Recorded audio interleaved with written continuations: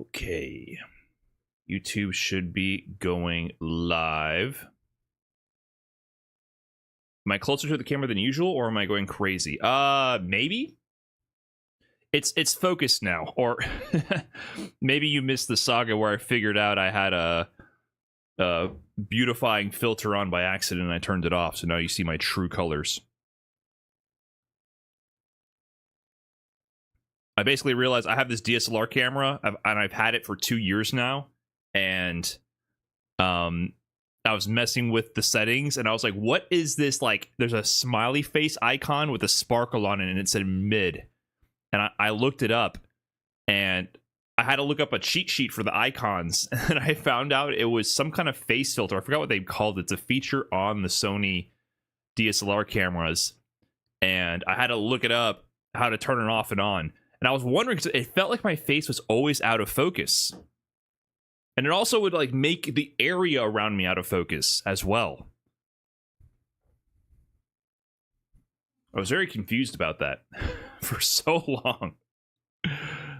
So yes, now you can see all my wrinkles and bags under my eyes, but at least you can see me. Okay, yes, we have some content planned, and I do actually think I will have the chance to play a little bit of Street Fighter 6 on stream today. I will try. I'll give it a go. But we're going to get some things going, of course, for the YouTube channels.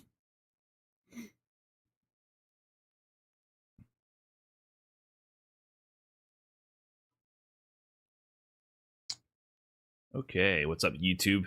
Okay, we're live. What is up? So, first off, we do have a big event coming up this weekend. So we're at really the halfway point for the Capcom Pro Tour.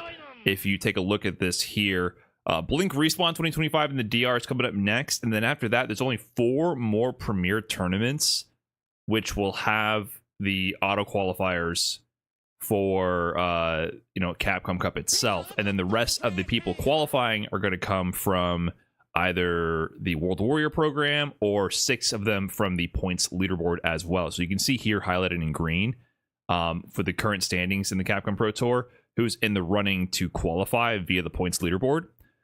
And as people auto qualify, they get pulled out of this running here. So we're actually at the halfway point already. I think a lot of the events were kind of front loaded in the season, but it's going pretty quick. And Blink Respawn is the next one. And also, we're almost near the end of the Esports World Cup qualifiers as well, even though they're going to do 10 qualifiers via the LCQ, which is absurd. Last year was already weird at the EWC LCQ because top 4 qualified. So the whole second half of top 8, most people did not care about. They just cared about who made it into top 4, and Lashar ended up winning that tournament. The actual LCQ itself, and now it's top 10, which with a double elimination bracket doesn't make too much sense, because generally what happens is you have the 8 people in top 8, and then 4 players will qualify for 9th place. This means they have to do some kind of mini tournament between the 9th place finishers to determine the last 2 who's going to move into the Esports World Cup. So really weird. But once again, the whole point of this whole event is just to get people into Saudi Arabia and to make Saudi Arabia look good.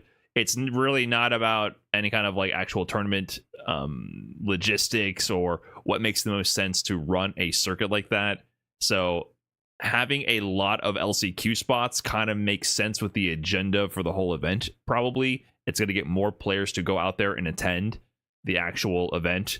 So that's what they're doing there. But basically, we're getting near the end of both of these little circuit seasons, and Blink Respawn is up next, and it is stacked. So Blink Respawn has become the de facto DR Premier event in both the CPT Premier sense, and also just for being, the most notable Dominican Republic tournament series right now. It used to be Game Over back prior to COVID. That was the one I actually got to attend myself in 2019, and it's stacked this year. So we've already seen that the point system works. Esports World Cup qualifiers combined with point system for Capcom Pro Tour gets players to show up, because it is super stacked with players from Europe, Asia, Japan, and of course North and South America as well.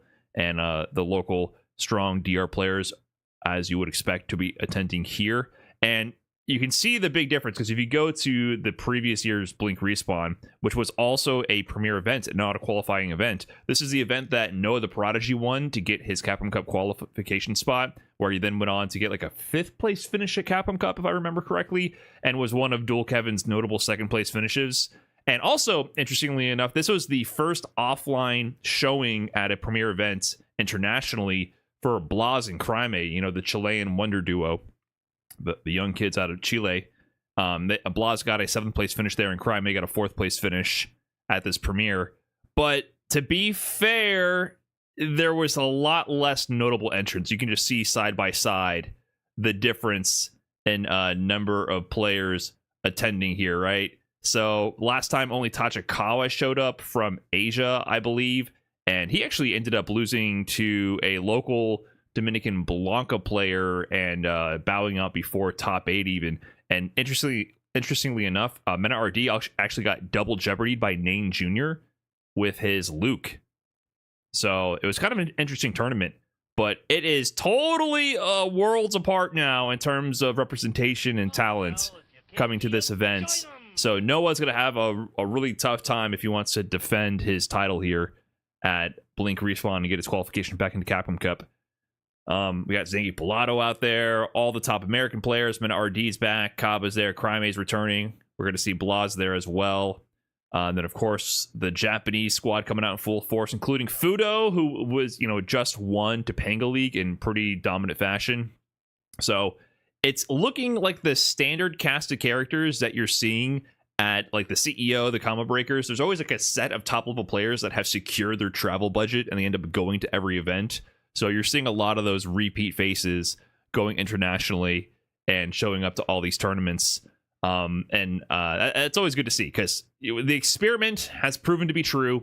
Add points to CPT, players will travel. And another big storyline here is you got players like Not Pedro also at this event, right? Not Pedro, the young Brazilian Ken player who got top 8 at CEO, causing a ton of major upsets.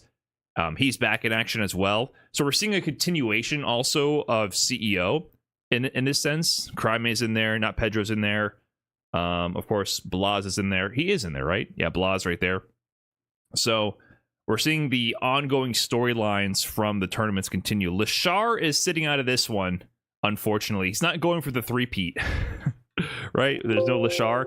The only sad part to me personally is we're not getting Lashar and we're not getting Kakadu.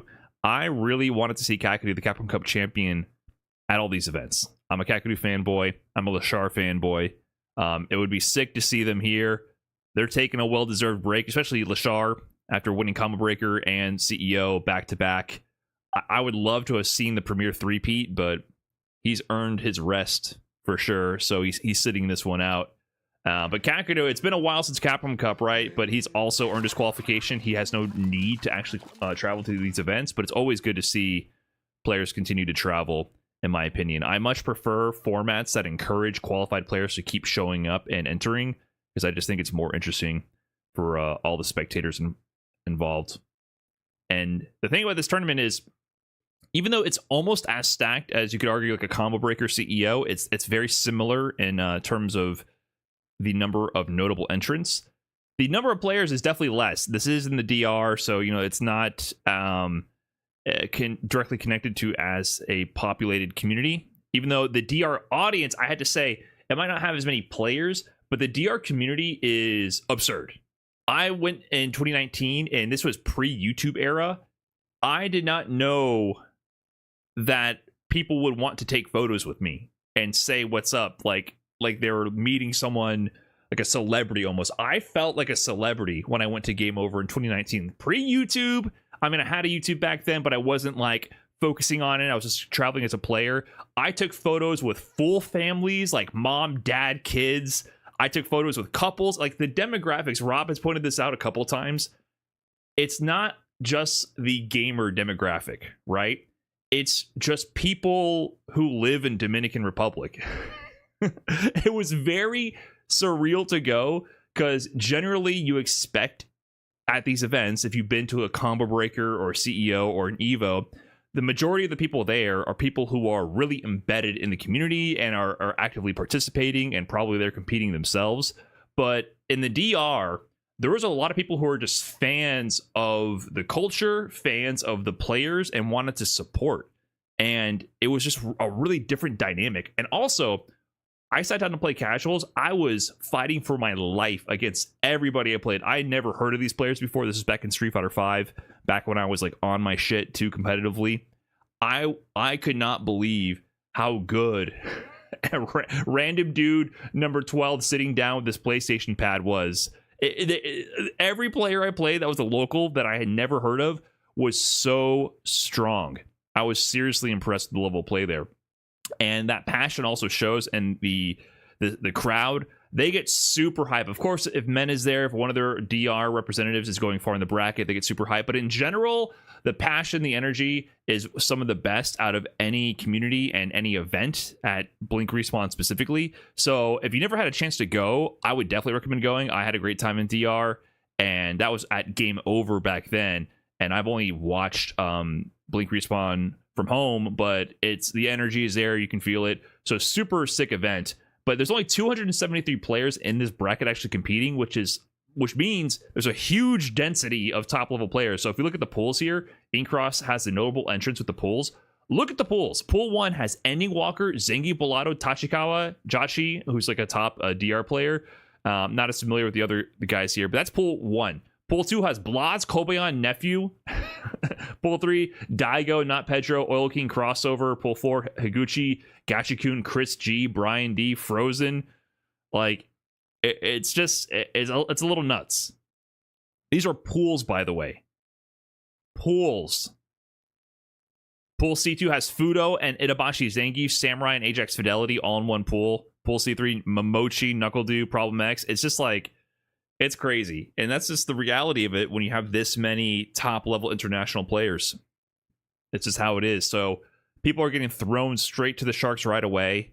Another player I'm looking out as a fanboy, I'm looking out for Boost Lee over there. He's going to have to go through Hikaru, Narakun, and Roy, though. I'm looking for some Boost action. He's been playing really well lately with Terry. So it's going to be a super sick event. Definitely tune into it this weekend. Check it out. And you won't be disappointed. The energy is next level. If you told me before B4 was a Capcom Cup group, I'd believe you. B4. Bonchan, Yamaguchi, Louis Man, Kusanagi, and Gustavo Page.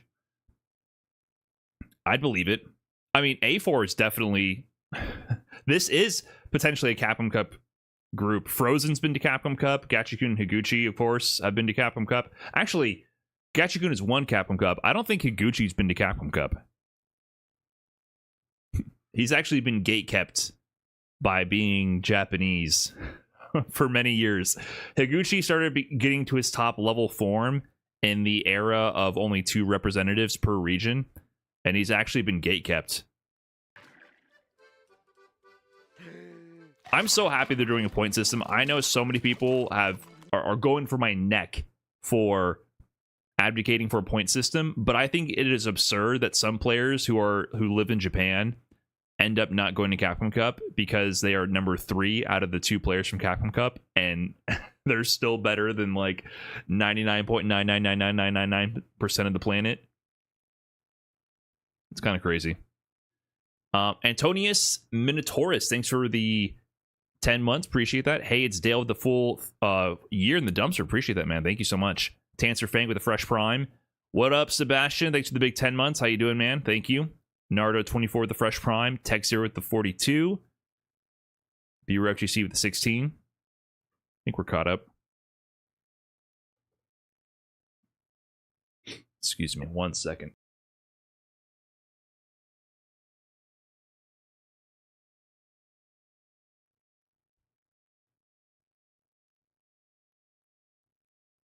Oh, is Limestone in the mix? His name didn't pop out to me. Oh, Limestone. Oh, dude. He's in the pool with Punk? Okay. Yeah, he had his big win over Mena RD in Capcom Cup in the groups. Who is the Cammy player who beat Punk? I feel bad. His name is slipping my mind. Qualified out of South America East. Lives in Argentina now, I think, but I think he's Venezuelan. Salvatore. Yes, thank you guys. Is he in here? I was really impressed with Salvatore.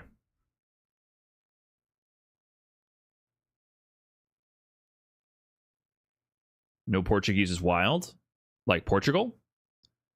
I don't remember any top level Portugal players. I think there was one who qualified. Was it Samuel? Was Samuel Portuguese? He qualified in 2023 over Vega Patch.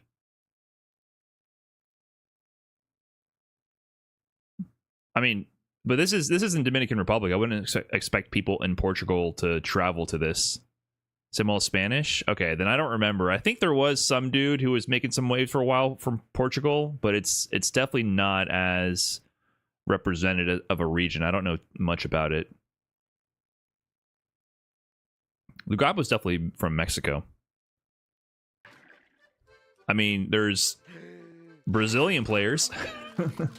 How similar is Brazilian Portuguese to like Portugal Portuguese? Is it just a difference in slang? Is it kind of like the difference between Cali and New York?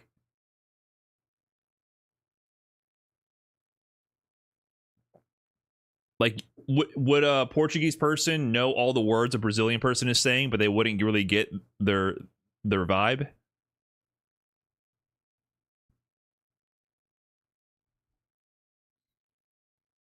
Kind of like US and UK English. So you know enough, you can perfectly understand each other, and you understand each other enough to make fun of each other for how you discuss things like French fries versus chips. That's good. That's always good when you know enough to make fun of each other.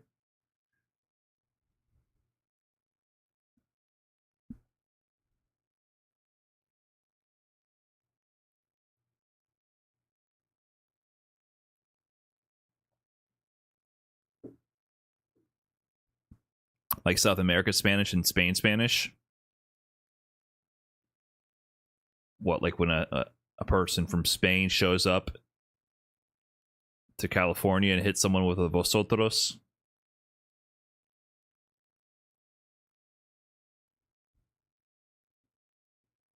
I know that like Cuban Spanish, like Caribbean Spanish, you don't use any vosotros. But do any Mexican dialects use it? I don't know if it's like at all present in Mexican Spanish. Is it literally just Spain? Is Spain the only one on this vosotros tip? Just Spain? Interesting. Because I had to learn a little bit of vosotros. You know, I'm from Miami. Spoilers. I got disconnected. Wait, am I live?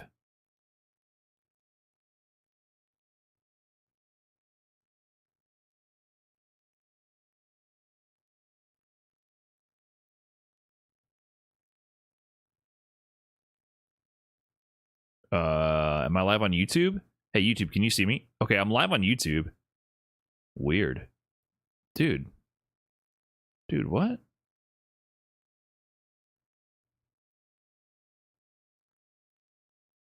Okay, I might have to end on YouTube to fix this for Twitch. Sorry, guys. Yeah, I don't know why it did that. I think I've been getting booted by my ISP. I've been having this thing where I'm just getting disconnected, and I don't know why. It's a little strange.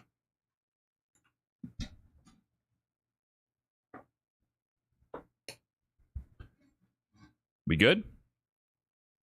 Yeah, you got to refresh. It should fix all the audio delays.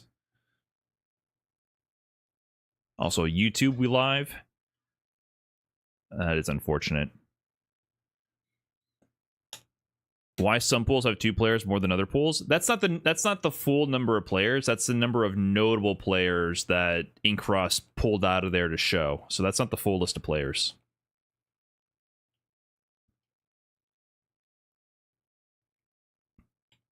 What up, Greg? Am I feeling ready for Evo? As much as I'll ever be. I've been playing better lately, but whatever.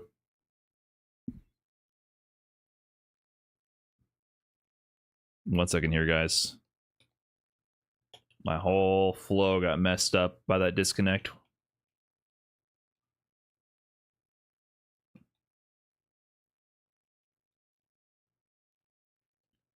That actually really messed me up. Group photo of the team? Yeah, we're going to do something. Something will be done.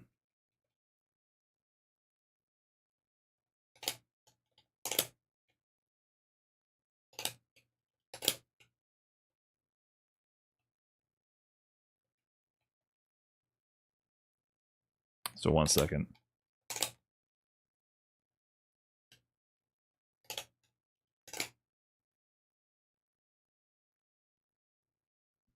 Okay.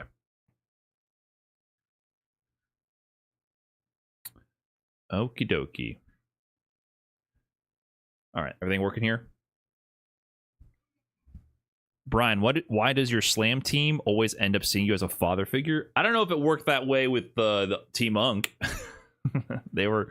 I was the median age. I think I was right in the middle of the pack.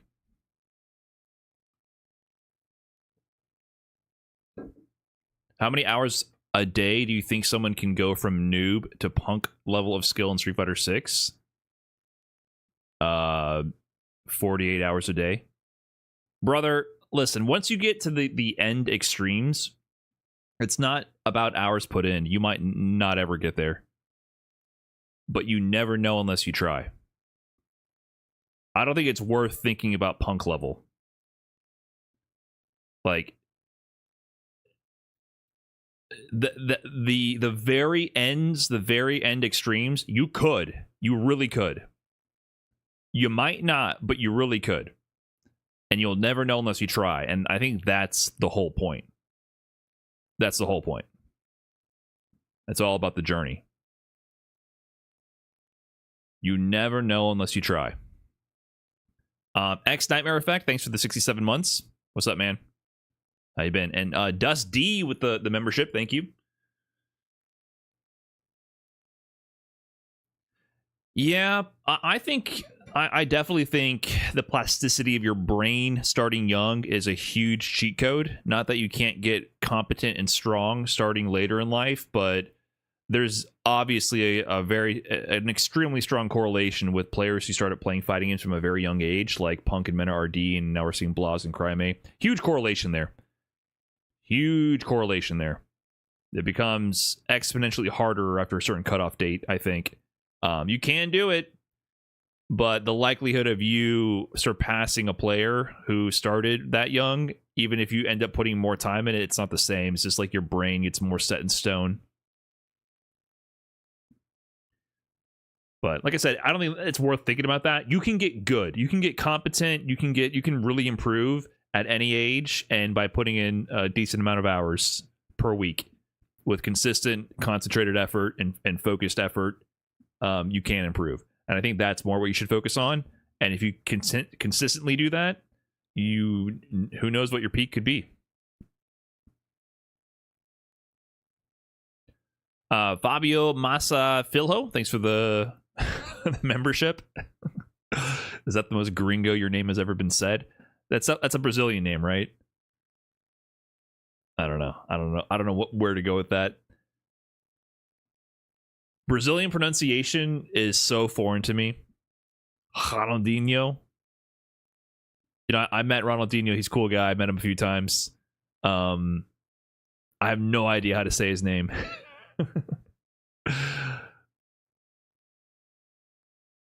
The Street Fighter 5, Nash, Street Fighter 6. I guess he's playing Blanca in Street Fighter 6. Cool guy.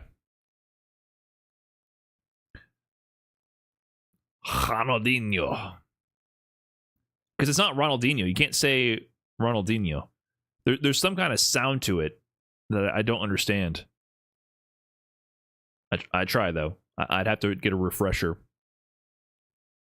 It's Hanodinho. Hano.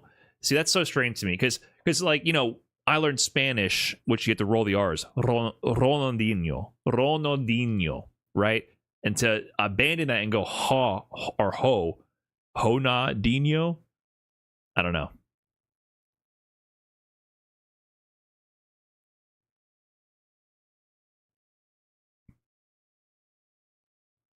Strange to me. Strange to me. Okay. Let's get on into it. So, everyone is hype for Sagat, right? We had one of the best trailers to date for Sagat's gameplay trailer, and he's going to be coming to Street Fighter 6 in less than a month now.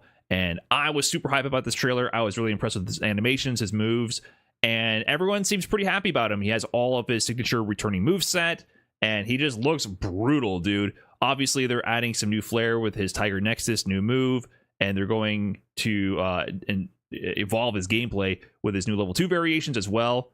Looks badass, looks sick. However, there were a few negative mumbles, a few disgruntled voices in the mix, and it hints that Sagat might have been cursed by modern controls.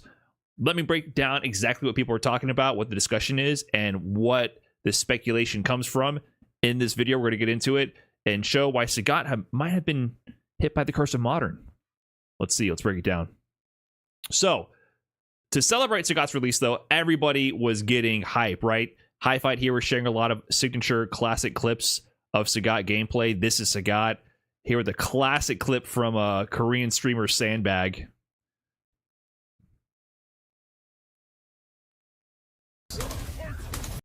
Here, let's show that again.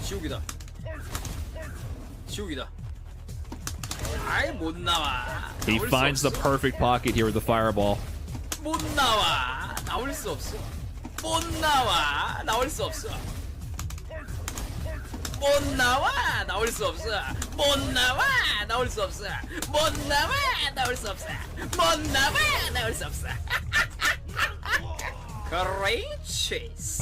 Green cheese. Classic Sandbag. This dude was one. I don't know if he plays Street Fighter 6 as much. One of my favorite Street Fighter 5 players and streamers. He had so many insane Akuma clips as well. Cream cheese. His pop-offs were too good. So classic Sagat round, just finding the pocket there, spamming the fireball at a distance where if blocked like that, it's actually plus on block and able to get the uppercut every single time, try to get out of the corner. And here's another clip. This is Sagat from Waldy Nellison, shared in this thread as well. Check this one out. Classic Street Fighter 2 gameplay here. If you can see with the pixels, we got Sagat chucking fireballs, doing anti-airs. Oh no, he found the pocket. He found the pocket. Oh, slow fireball. Cammy was doing good to avoid it for a while.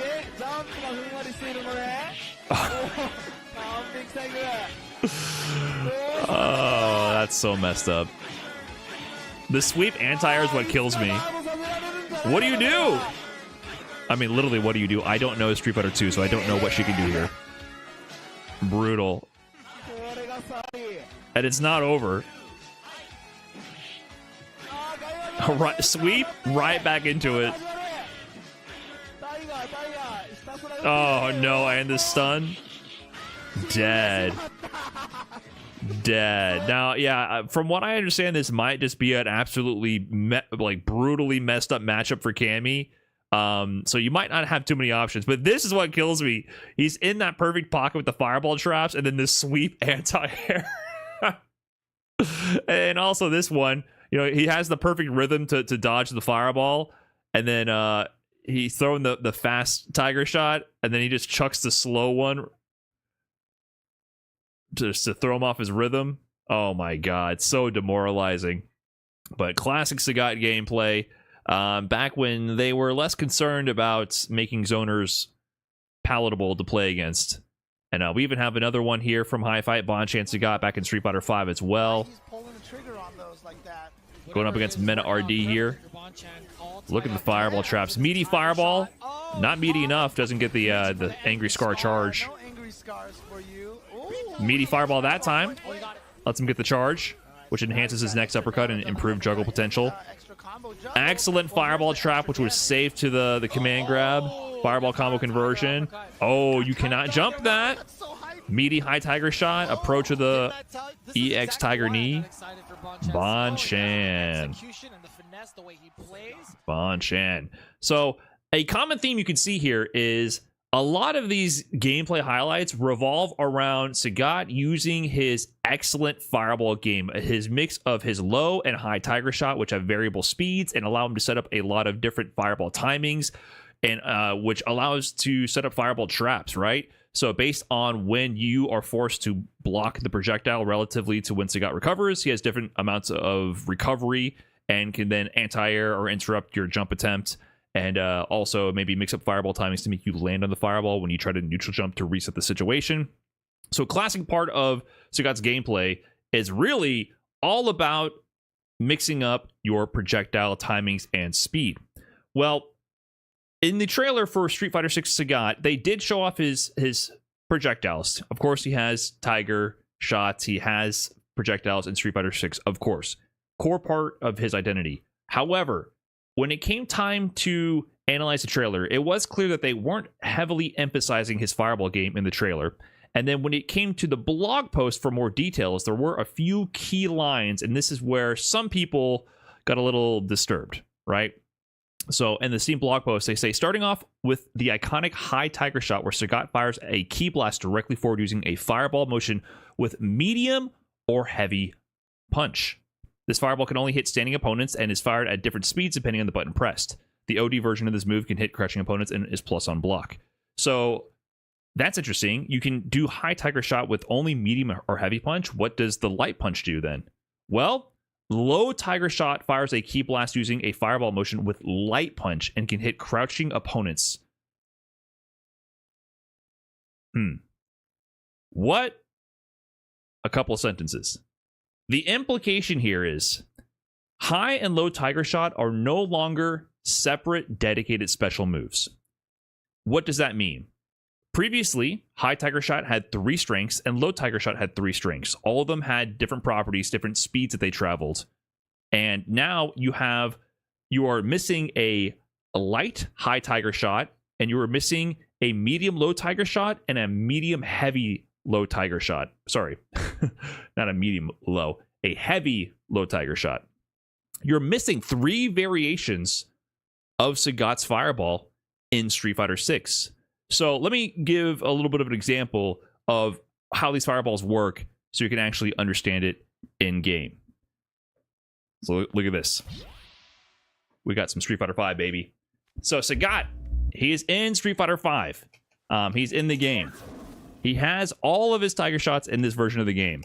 The light punch does the high tiger shot, and you have 3 different strengths of doing the tiger shots. The light one is the slowest, medium a little bit faster, heavy the fastest. Same thing with the low tiger shot. Similar idea here, right? The heavier you go, the faster they travel. So you might be wondering, why does this even exist? So why would you even do the high tiger shot if it whiffs on crouchers? What is the design philosophy behind all of this? Well, the high tiger shot actually has the most variability in terms of speed. The light tiger shot, the light high tiger shot is slower than the light low tiger shot, and the heavy high tiger shot is faster than the heavy low tiger shot. So there's a wider range of variability with your speeds. Both the slowest fireball and his fastest fireball are tied to the high tiger shot. And they nerfed that variability by making it whiff on crouching. So what this fireball ends up being used for is it ends up being used to interrupt other characters trying to use their fireball. So you can, for example, force them to block this fireball and then throw your heavy high tiger shot. Because it's super fast, it'll actually stuff out the next fireball before they can actually get it to start up. Meanwhile, if I did that with another low tiger shot, I did the fastest one here, but you can see here, the Ryu player is still able to get the fireball out in time. Because it's still a little bit slower than this one. But if I do this like properly, you can see with the high one, it'll interrupt. So it's useful for stopping people from setting up their own zoning, and you get ahead in the fireball battle. And also, yeah, like someone mentioned in the chat, it catches people from jumping. So yeah, it might whiff if they actually do nothing and they just sit there and they crouch. This will just whiff. But it keeps them locked down. They can't move. They can't jump away. It'll interrupt people as they jump forward on startup. So it really enhances his fireball traps. And there's a lot of different ways you can see that effect. So like even like this from full screen. So if I do something here.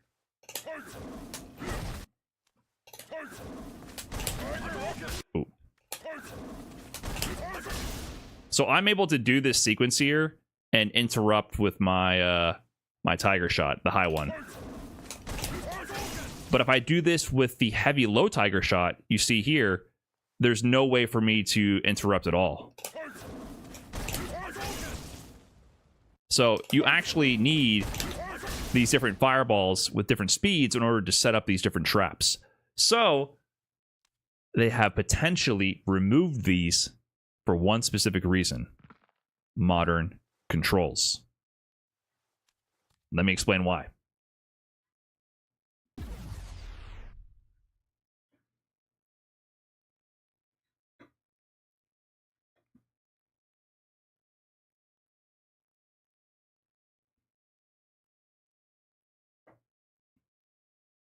So before I got into this, I actually did watch this video by Comanche 2 weeks ago, The Unfortunate Consequence of Modern Controls. So this is kind of an oddly timely video, considering this came out before the Sagat trailer was released. Good video. Warning for Street Fighter 6 fanatics, he doesn't have a lot of praise for the consequences of modern controls. So just keep that in mind if you're going to check out this video. He might present you with a viewpoint that you disagree with. And I want to clarify my viewpoint as well, that overall, I think Modern has done a lot of good for Street Fighter 6. However, nothing exists in a vacuum, and there are definitely consequences that we can extrapolate from this addition and this design philosophy that is incorporated by having to have modern and classic controls coexist on a singular character. In this video, he talks a lot about how Honda is actually impacted by having modern controls by eliminating the mashing inputs, which were leveraged for Honda, and how that eliminates a lot of the skill expression and different techniques that Honda used to use with his hands, and how the character just is fundamentally different by the fact that they removed these certain inputs to accommodate modern controls to keep the control schemes rather equal in terms of capability between modern and classic. And of course, there's a lot of other notable examples, and this conversation really came up originally when M. Bison was released.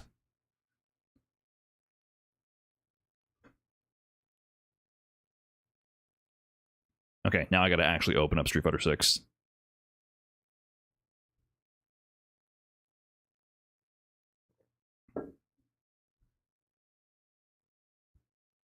This is not modern versus classic debacle. I think it's deeper than that. I think boiling it down to modern versus classic debacle is definitely missing the greater concept.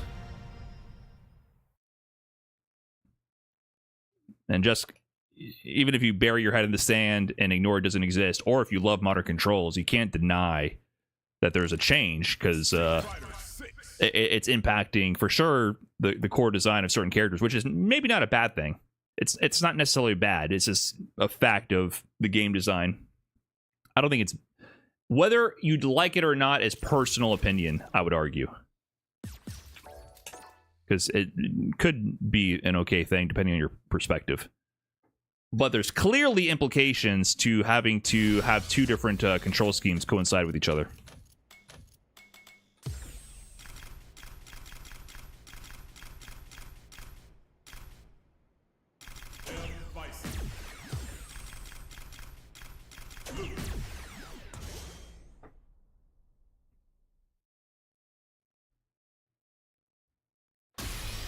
So I really remember this topic first coming to a head when M. Bison was released, because one of the big changes to M. Bison in this version of the game is the fact that he has a motion input for scissors. And that is a complete departure from his fundamental design philosophy, because generally what you have with charge characters is, due to the fact that their special moves tend to be really powerful, Scissors, safe on block, forward advancing, controls all this space, and really just like allows them to establish neutral control. To offset that, usually they have a drawback or a requirement, which is charging, right? So similar to like Psycho Crusher. Psycho Crusher is a pretty strong move, and it's a decent anti-air as well, but to access it, you have to have charge, meaning you can't move around and have access to it to stop things like dive kicks or something like that, right? But M. Bison in this version has scissor kicks. You can walk around and do it. You can walk back and make things whiff and do it. Or you can walk into range and poke and then go straight into scissors. It's a really big departure from his design philosophy. And as such, overall, you see with M. Bison's design philosophy in this game, he is a rushdown character, man. He is not the character that he used to be in 4 or even in 5. In 4, he was all about doing short into scissors. And then you would do spacing traps after that, reset to neutral, and then just control the space by using a lot of scissor kicks, essentially, and good pokes. This game, he's not like that. He's definitely trying to do big drive rush buttons into bomb plant and then rush down and harass you heavily, right? He is a rush down character with a strong low forward drive rush to boot. And the scissors is just kind of like the cherry on top with that. And it's more to stop you from checking him from doing things like a drive rush in, right? The scissors will interrupt your button press for trying to check a drive rush. That's more like what the utility is from that. And then in Street Fighter V Bison as well, he had very slow walk speed. So to compensate for that, he had a strong dash that moved him around and had a teleport attached to it, and also had movement with his special moves, like, his charge, Devil's Reverse, and his scissors. Like, he would move around the screen by using these charge moves. However, in Street Fighter VI, the reason why people speculate a big part of why this design departure occurred is not just due to the developers wanting to do something different with the character, which is definitely probably a big part of it. But there's a more practical reason and incentive as well, and that is the modern control scheme, because in modern controls, you can't have two specials tied to the same motion inputs. Due to the limited number of inputs on there, with charge specifically, you literally cannot have both a Psycho Crusher with a back and forward charge and a scissor kick with a back and forward charge. It cannot be done, because you can only have one back charge move and one down charge move. So if I go to the modern version of M. Bison instead here to show you, when I hold the back and I press special, you're going to see special here. If I hold back, then press special, it gives me Psycho Crusher. If I hold down, then press special, it gives me the Devil's Rise, which I can then, cancel to the Stomp, or cancel then into Devil's Reverse. Actually, can he even do Devil's Reverse? I don't even know if he can. Does he not have Devil's Reverse in Modern? Oh, you have to do special again. Strange control scheme. So, yeah, you don't have the ability to do either a punch or a kick version. You only have a light, medium, or heavy button or special. So when I hold back and press special, it gives me Psycho Crusher. If I hold back and press forward and the light, it gives me Psycho Crusher. Same thing with all these other versions. If I attempt to do it with the manual input, it still gives me Psycho Crusher. There's no way to access the scissor kicks unless I do forward and special here, or the quarter circle now, because I changed the input. So theoretically, if they had 6 buttons and they had all the light kicks and all the kicks and the punches, I could just choose punch or kick. That is gone. So if they had both of these moves tied to this back and forward charge input, I wouldn't be able to do one of them. Same thing with the down one, right? So this doesn't impact Bison because he didn't have multiple down charge moves, but that's kind of the idea with these characters with charge. You can only have one charge move per direction. You can't differentiate them with kicks or punches. So thinking of that, the developers, they might have been incentivized by that change to make it so that what if instead of having 2 charge moves that are tied to the back input, just make it so that you do it with quarter circle forward, right? And then they evolve the character from there. So that really was noticeable with M. Bison. It's like, oh, okay, there's actually a practical control scheme limitation with Modern to make that work. Now we come to Ryu, right? Ryu is an interesting case because he's sort of like Sagat in the sense that he has 5 special moves, right? So if I go with Ryu, you might be looking at Sagat in Street Fighter 6 and be like, oh, I don't think Modern has any implication over that because they could have just changed the input for one of the special moves. And here's where I think that's wrong. So with Sagat, his inputs for Fireball are always quarter circle forward punch for the high tiger shot, and then it was quarter circle forward kick for the low tiger shot, which means you would have 2 moves tied to the same input directionally, and therefore when you translate that to Modern, you're going to lose some of those versions of the special move no matter what. You have a limited moveset because you're not going to be able to have access to both of these. If with only a light, medium, heavy variation, you have to choose which special move that would do if they did the manual input with the light, medium, or heavy button, and then you could assign the other one to a special button, but you would lose some of the strengths. So you can see that with Ryu, how that works, because Ryu, for example, on quarter circle back, he has Hashogeki, and he has Tatsu. He also has a DP, right? And he has Donkey Kick. But the only 2 directional overlap special moves are Hashogeki and Tatsu. So if you go to the Modern version of Ryu to see this in effect, what ends up happening is they have to choose which special move for quarter circle back to assign to this input. So for Ryu, they chose Hashogeki. If you do the classic input and press one of your light, medium, or heavy buttons, you get Hashogeki. So how do you do Tatsu then? Well, you do Tatsu by pressing back and special. But because you only have the special version and the OD version, Ryu and Modern cannot do light or heavy Tatsu. It's literally impossible. He does not have access to those moves. This is the concession being made to try to cram all these different moves into a more limited input system. So he cannot do light or heavy Tatsu. And for Capcom, they said that's fine. If you want to have access to all the moves, use classic. But think about this in a different way. For Ryu, having all access to all these Tatsus is like, it's important, but it's not a character-defining trait. In Street Fighter 6, this move is Ryu. Hashogeki is the character. This move is one of the best moves in the game. Imagine if Modern Ryu did not have access to Hashogeki, and instead you had all light, medium, and heavy Tatsu instead. He would be significantly weaker. Modern Ryu would go down a bunch of tier list points, right? He would be significantly weaker. So, therefore, when the developers choose which moves go into Modern, they're making a conscious design decision, and they're saying something about the character and their identity. They're really saying something about the character there, what they're prioritizing with the character design. In my opinion, Hashogeki is a much more prevalent move for Ryu than light or heavy Tatsu. Even though it is important to have, they all have utility, they all have uses. These moves define the character. Now, let's go back to the Sagat example.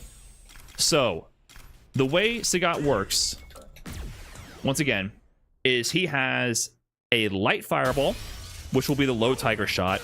Then the medium and heavy will be the high tiger shot. Now, you might argue, why don't they just put all 6 of them in the classic control scheme, where quarter circle forward kick does the low tiger shot, and quarter circle forward punch does the high tiger shot?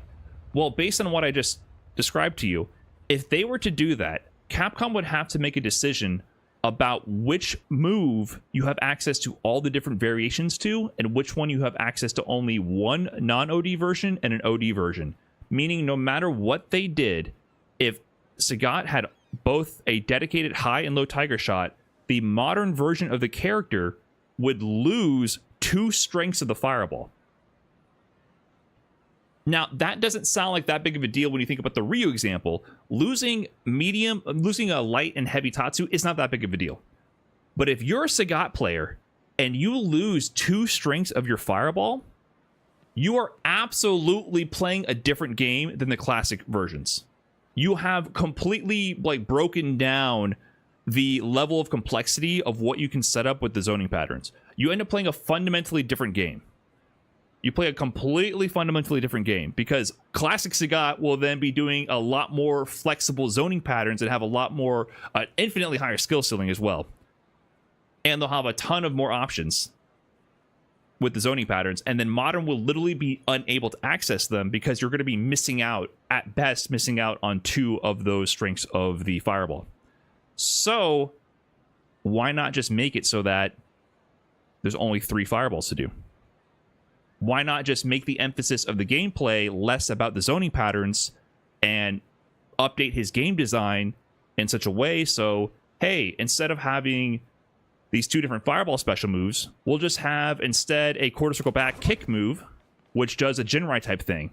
And his gameplay will be more about offensive brawling. He'll still have some fireballs. We're still going to give him a low tiger shot with the light and a high one with the medium and heavy. But let's make his game design evolve with the times and also fit both control schemes so that both classic and modern players have a robust and complete access to the character we're designing. So yes, this is a little bit of speculation. It's a little bit of speculation, but it's becoming very clear that a lot of the classic characters are having their designs influenced or tweaked, and it's not necessarily a negative thing. It's just different, right? Like they're going in certain directions to make it so that classic and modern are not completely different. Because I definitely think having the, like, Ryu is fine the way they set it up, but I think if Sagat had different patterns on classic and modern, like, modern would not be playing the game. And if Sagat was really based around fireball zoning, then the modern version of Sagat, which would lose a lot of those inputs, would be way weaker and just like a less fun character as well. So making him have this Jinrai the Tiger Nexus, this more offensive utility, and then streamlining the fireball gameplay so that it works for both control schemes, it kind of squares that hole a little bit. So I think this is the implication here with these designs, and this is why we see a lot of people like discussing this. So at the end of the day, whether it's a positive or negative thing, I think it just is, right? I think we're going to see in the future a lot of characters have their moves aligned in this way. So anytime there's a motion input that coexists on the same motion but is separated between punches and kicks, Capcom has to make a decision. And that decision that they make about how that character works in modern seems to be really influencing what they're prioritizing in their design for the overall character in classic as well. So I hope that explains it to you. You might have seen a lot of those discussions on Twitter and wondered why people cared. A lot of Sagat mains, they care about the fireball zoning. They care about like those fireball patterns. So some people were disappointed when they read that. I still think Sagat looks sick. I'm still going to play him. I still think he's going to be fun. But I hope that just clarifies why people are having these discussions, right? So there is definitely a change in design. I still think it's good overall. I would prefer if they cared more about classic and less about modern. Like, personally, I wouldn't care if they would keep the zoning and make modern significantly worse. But it seems to be that that's not Capcom's priority. They want to keep both control schemes relatively in line. And I think we'll see more of that in the future. So, hope that explains things. And thanks for watching. Peace. All right, that's it for YouTube.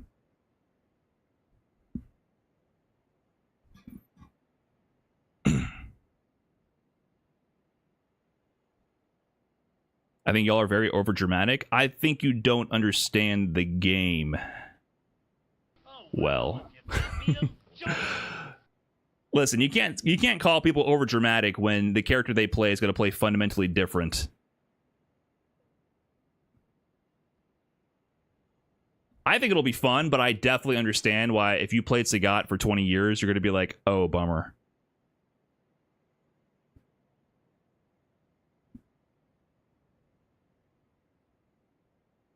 But in general, if you see like a Sagat boomer a little bit peeved, that's why.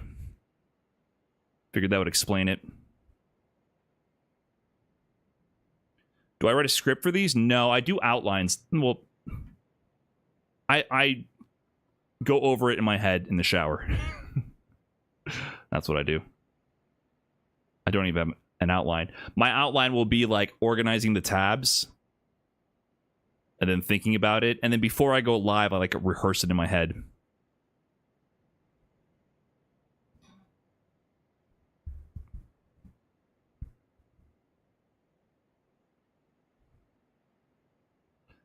FGC discourse really is cyclical. When has modern controls ever existed to this extent? Listen, I don't understand why you're watching a Street Fighter stream complaining about talking about Street Fighter. If you don't want to talk about a topic, I suggest staying off the internet.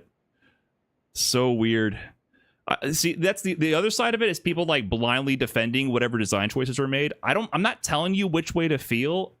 It's just things happen in life and then people react to it and analyze it, right? And so if you don't care that Sagat has less fireball zoning, that's fine. He might be more fun. I never played Sagat because I don't really care about chucking fireballs that much. I think he's going to be cool in this game, but he's clearly different. He's clearly different, and I don't think it's a negative thing. I find the anti-critical thinking about anything happening crowd so much more obnoxious than the overly cynical crowd. So much more obnoxious. I just feel like it's rooted in anti-intellectualism. Like, please do not think about whatever is happening. Is he still Sagat? He's definitely still Sagat. He looks sick.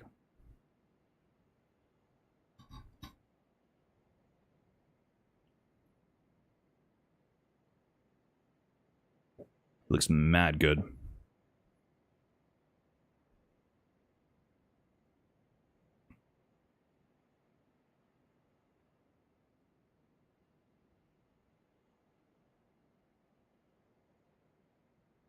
Consequences of lowering the skill floor. I think I watched part of that. I might watch it later, but I don't know. I'm not as interested in like modern impacting low level play.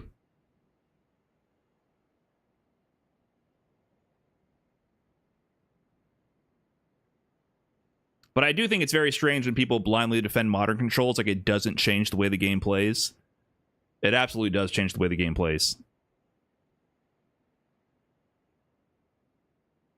But I definitely, once again, if you were complaining about losing to modern controls, that is a skill issue.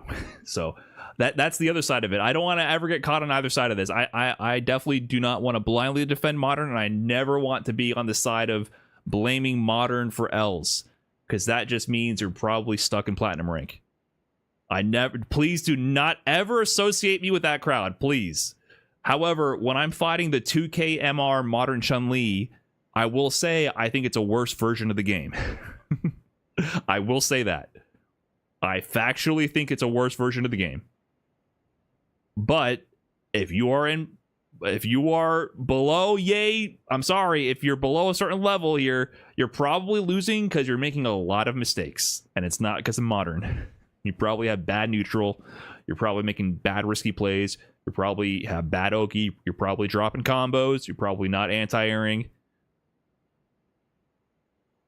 It's just, there's probably a lot of fundamental things, and then the modern is the scapegoat you're using. But when you play against the 2K MR Chun-Li, and they're throwing fireball and instant reacting to everything with level 2 super and can always perfectly anti-air, I think, wow, I don't like playing this like robotic version of the game as much. I can still win if I outplay the opponent, and it is a skill issue if I lose, but I can definitely feel that it's more tedious. It's way more tedious. There is a lack of soul in that anti-air for sure. There's a lack of soul when they do that level 2 through the fireball.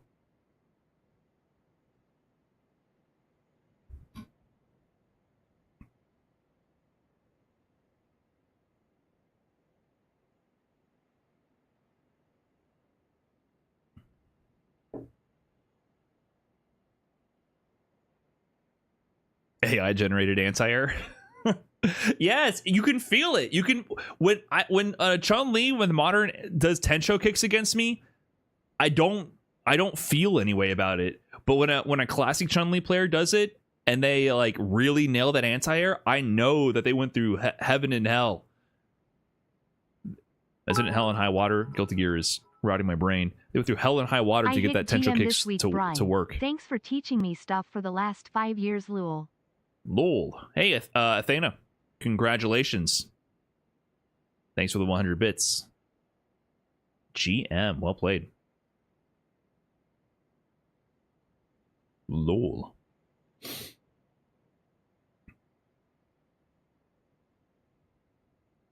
It does feel great when they whiff the modern anti-air. If somehow you manage to get it to like not autocorrect properly, it does feel good, I agree. It's very rare though.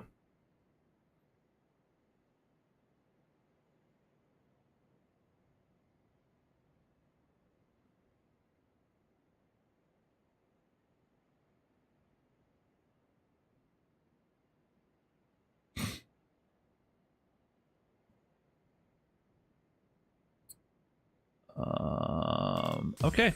Should I try playing the game?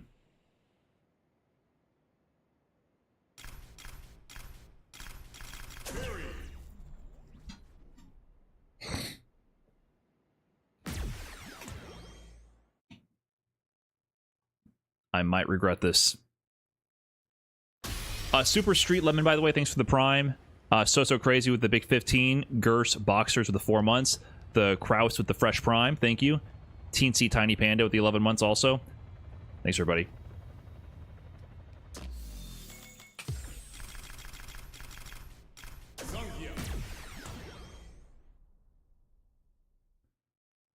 I saw your tweet about how you don't enjoy streaming ranked. I just have a hard time keeping my cool. I will show you my warm-up, though.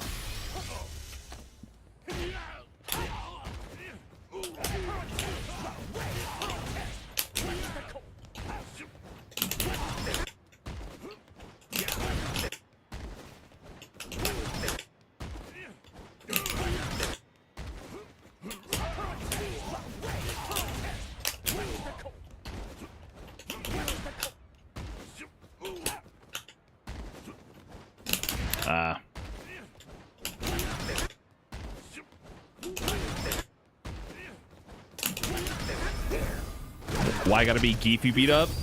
Deku, do you know how many games I've lost to Geef holding up forward out of the corner and doing that? Which, by the way, I try to get you to do over and over. The first time I open your stream after the slam, I see you do this with Geef. You just spam the splash over and over and you beat someone free online. And I'm like, I told Deku every single day to hold up forward and do this. And you're like, wow, you just win like that? And I'm like, yes, yes. I said this every time we met up. Just do this. Just do this over and over. Nah, it's okay. It takes a long time to incorporate new things to the game plan. But that shit kills people at all levels. Got the Platinum for it today in Classic. Nice, big plays. Have you been doing any level 3 combos? Doing 720 on leverless is not easy. I can't even do it.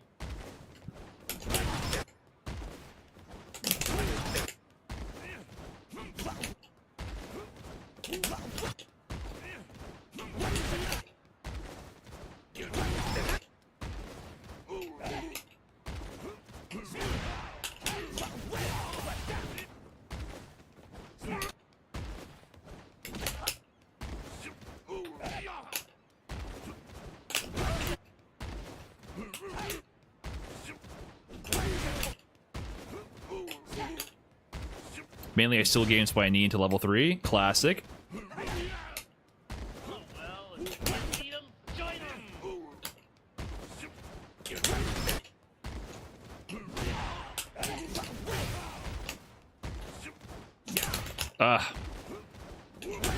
Like, anti-airing jump splash from Geef is so hard. Like when you're fully locked in and trying to react to everything, it's very difficult. And And then also, I always forget what I'm supposed to do here. It's like a really late DP on the other side.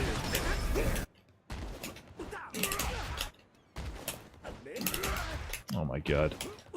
I use right now the leverless Pro KO from Victrix. So, the Victrix controller. It's very good. I used to use Kitsune. I also like that one.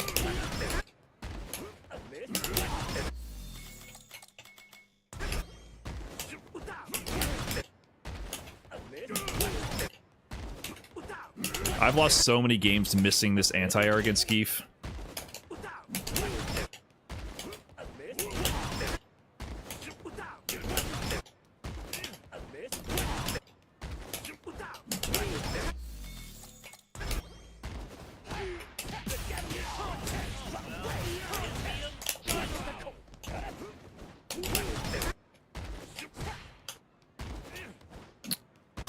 What a Waz? Yeah, this routine's really good.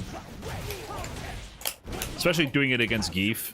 It's just so hard to anti-air him.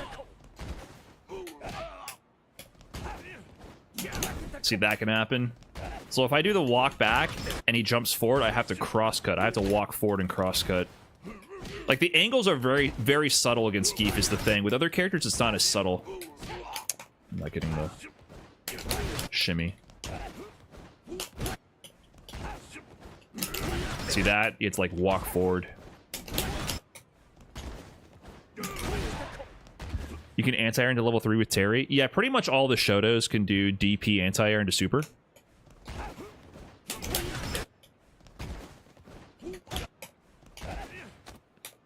To varying degrees of practicality and damage. Sometimes they do like partial animations.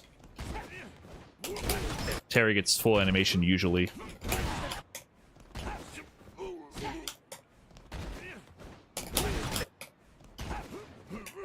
I'm not getting the shimmy.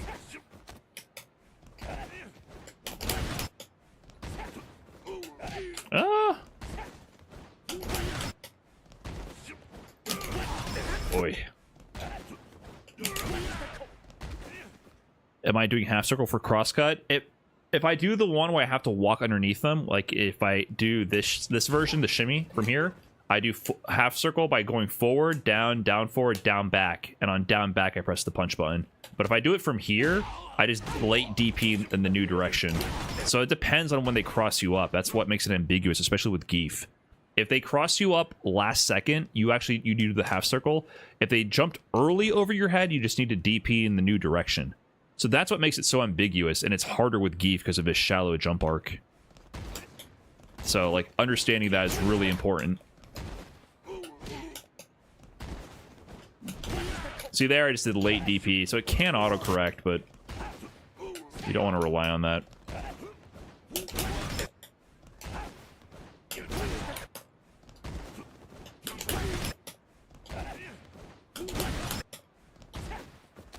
Wow.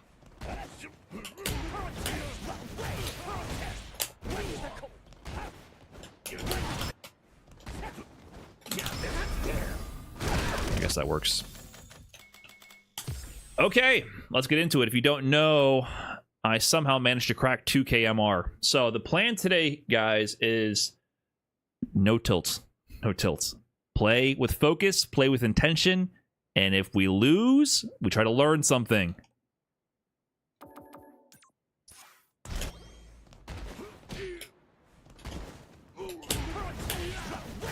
First game crash out incoming? Probably.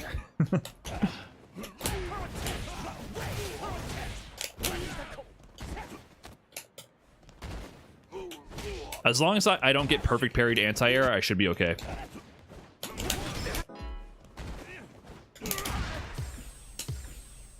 If I get perfect parried anti-aired, I think it's over.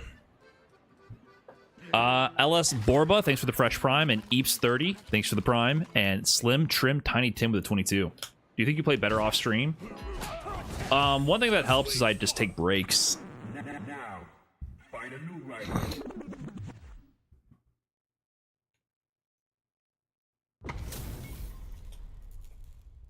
I just don't play for as long. Zlurp, thanks for the 21, and Joey the 27. Thank you.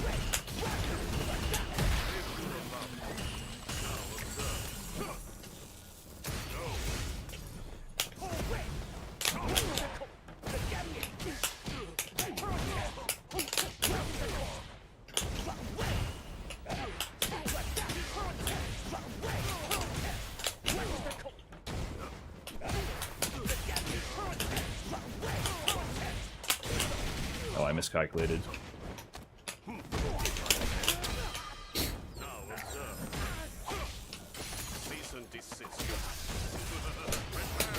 Oh god, nice.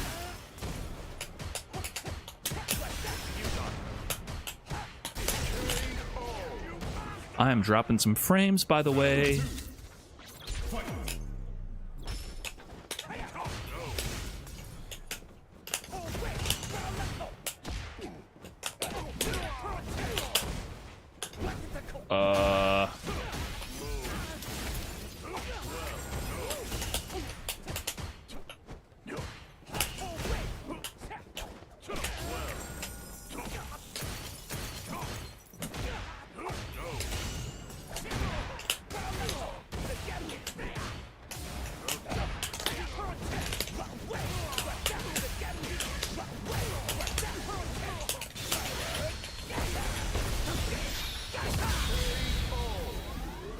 Who needs frames?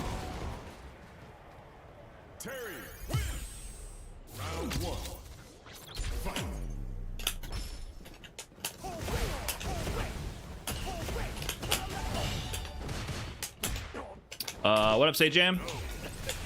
Big raid, appreciate that. We are actually playing the game.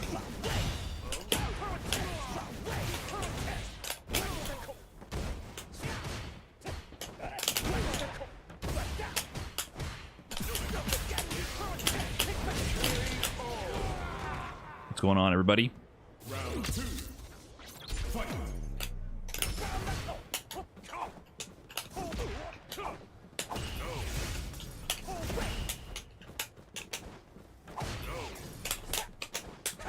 Nice.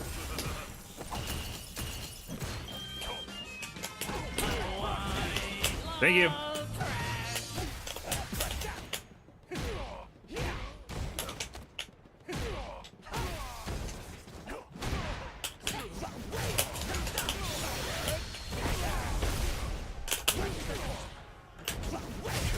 I think I could have killed him there. Okay. Replay takeover. So this is what I've been doing, right? Like, just always try to replay takeover, pretty much. Here, a small tip for an entertaining slam. Thank you. Hope you feel better. Did I feel bad? Am I feeling bad to begin with?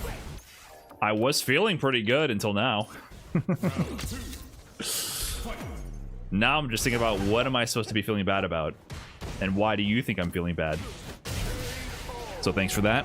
February 6th, thanks for the gifted sub. Hold on. Here's to round 1.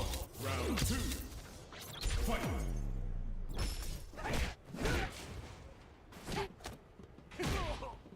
Y'all think I could have killed here? Nah, there's no way.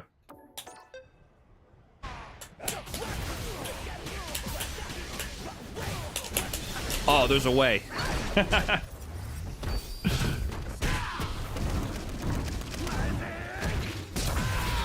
Who said no? Joey, I see you. Who said no? You doubted?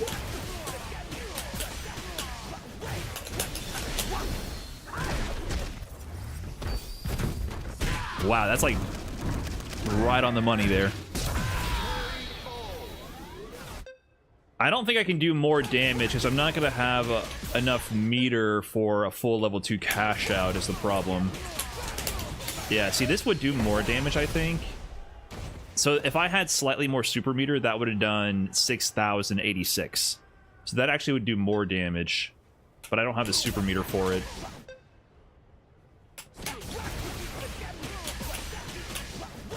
This would be an insane combo to go for, though. Like, this is hard to tell.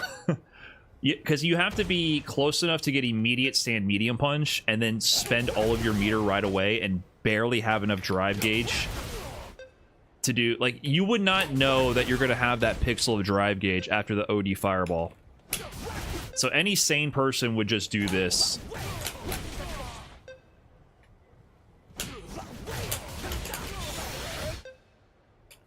This is like supreme meter awareness if you actually went for this, or you just don't give a fuck.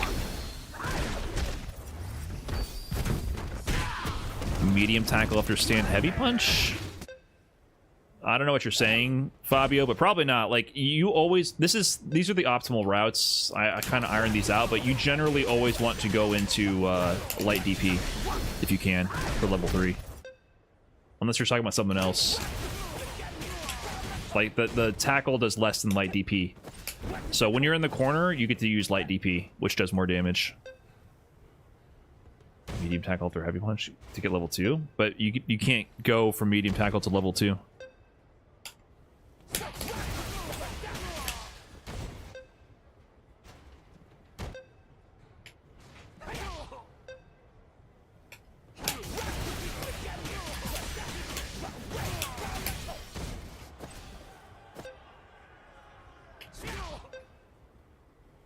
Unless I'm missing something, I don't think you can do that. 418. Oh, is that the same, actually? Huh, they're actually the same, 4018.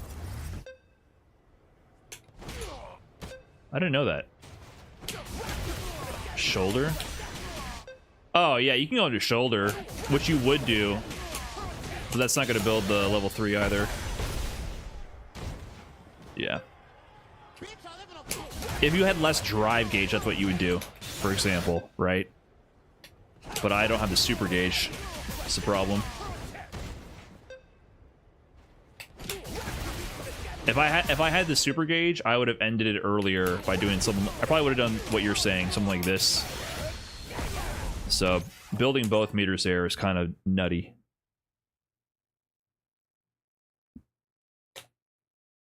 That's what makes Terry interesting. I feel like you're never going to know if you're going to kill until you go into replay takeover because of the meter building scenarios. Sometimes it's a combo route you would never attempt in a real match because it's so like on the money, like so exact that you build the meter that you could never tell. And then you go into replay takeover and he just shits out damage and meter.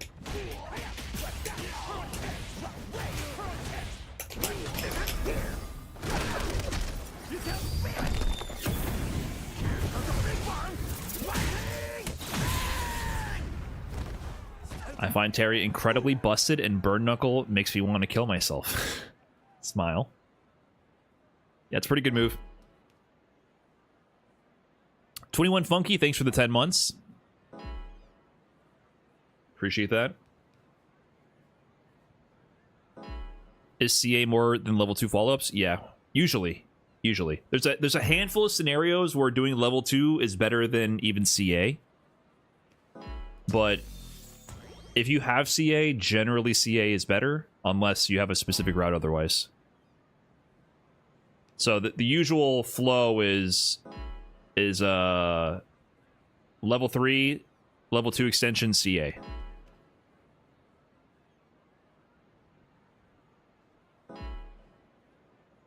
But, for example, his max damage combo, you still do level 2. I believe, even with CA. Are my frames still messed up for Street Fighter 6? It's been mostly okay, but I'm having some issues today right now.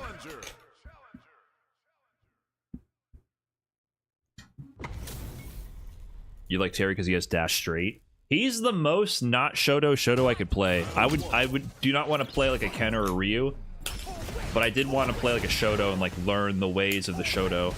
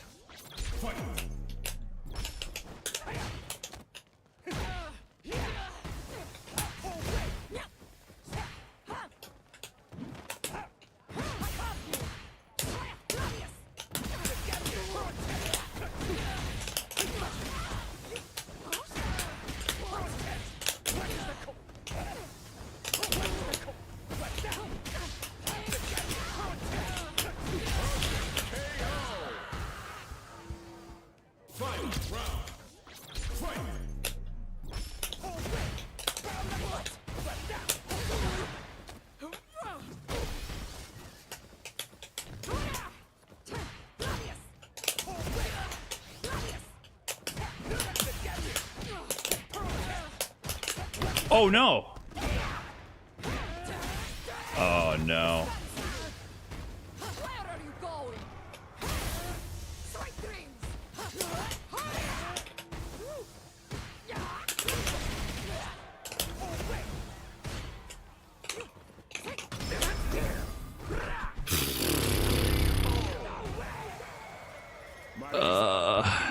Well, shouldn't have dropped.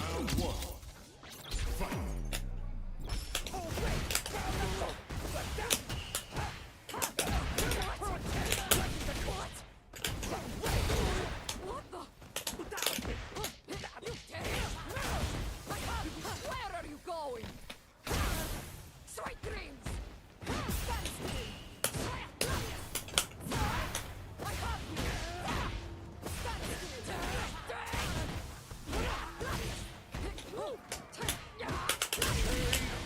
Missed my DP. DP would have worked there. Where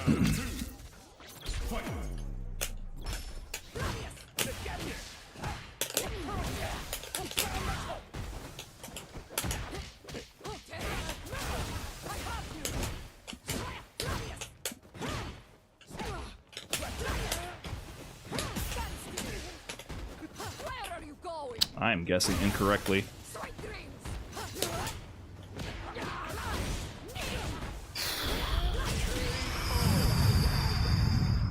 Marisa Cooked. wins. All right. Bodied. I definitely didn't meaty him enough. And I kept doing shimmies in the corner, and he woke up jump every time, which was not good for me. All your heart. I want to see something here.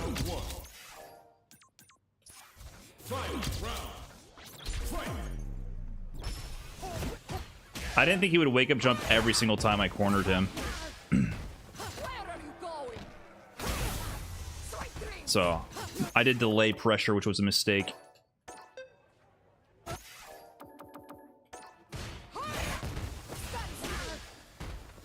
are you going? Sweet dreams. If people jump in the corner, you just meaty them. I just didn't think he would do it. What happens here? He did this. I don't even know what happens here. It's negative 21. See, I don't think I've ever blocked this. So he did this, and I could have killed him. Is that just like guaranteed punish?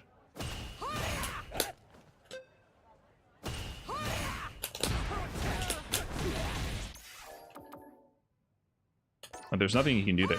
See, like, what happened in the replay? Did I get hit? Oh, I got hit. Okay. Sweet dreams.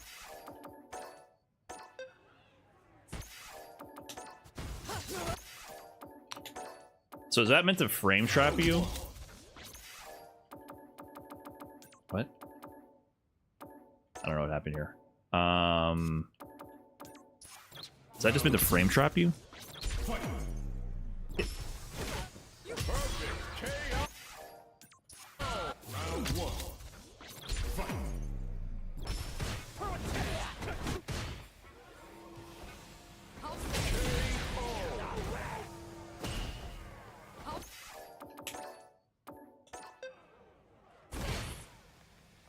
-4.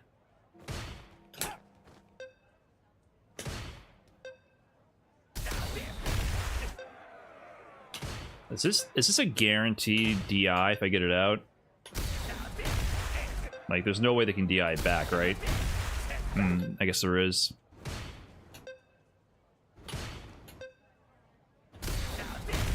If it's like just frame, they can DI back, it looks like.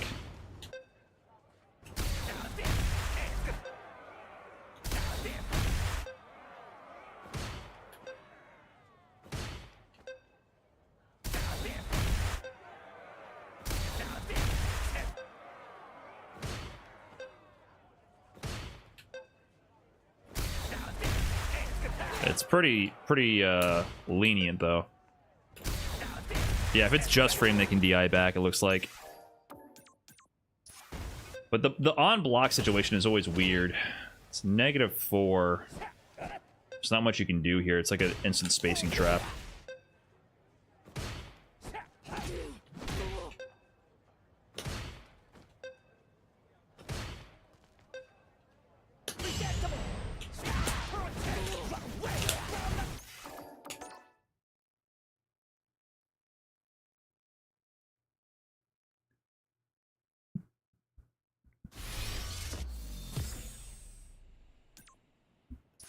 I need some tips, somebody. Something is off since I got to Mastered last night. Like, it's like my buttons aren't registering.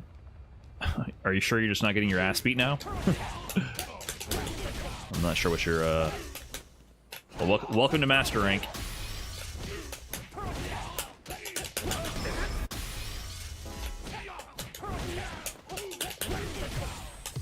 Here comes a new challenger.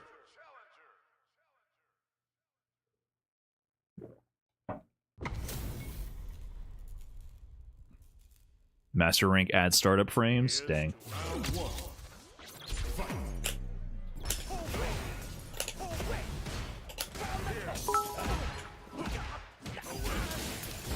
My buttons don't register either when I am getting hit, sad face. I'm sorry.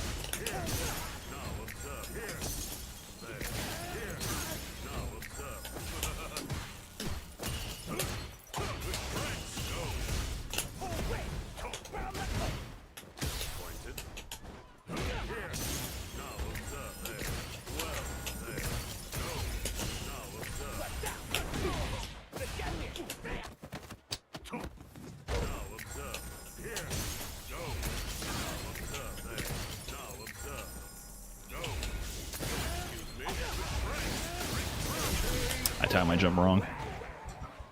Round 2. Fight.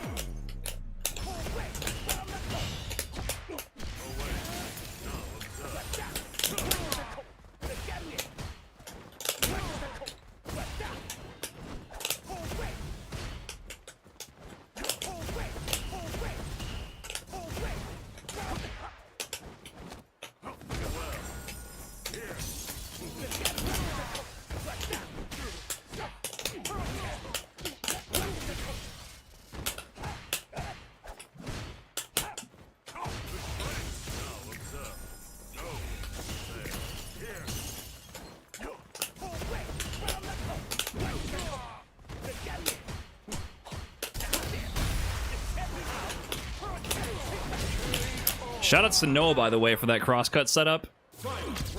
Noah used to do that to me all the time in Season 1. A nice anti-air. I wonder if I could have DP'd that.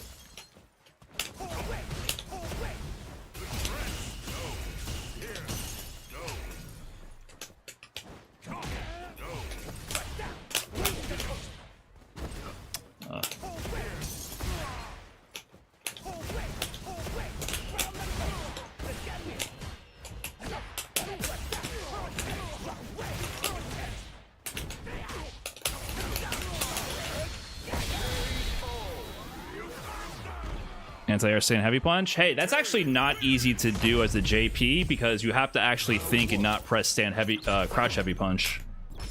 That's not easy to do. To have the restraint to not whiff your crouch heavy punch, because that empty jump range is specifically to bait out crouch heavy punch. So him doing that, I was actually kind of impressed. It shows awareness. It's intentional, you know.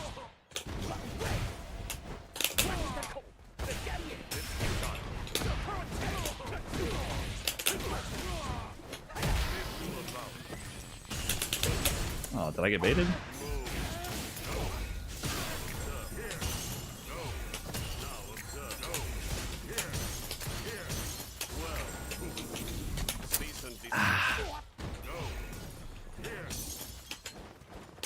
I missed the DP.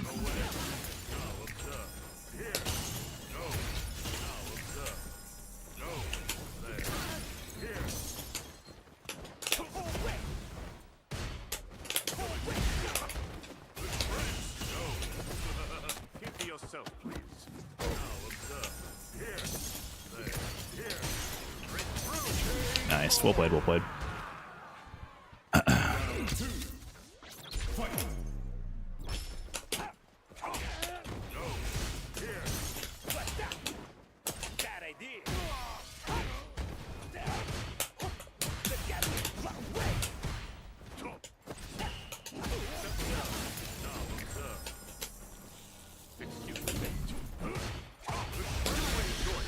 Uh-oh.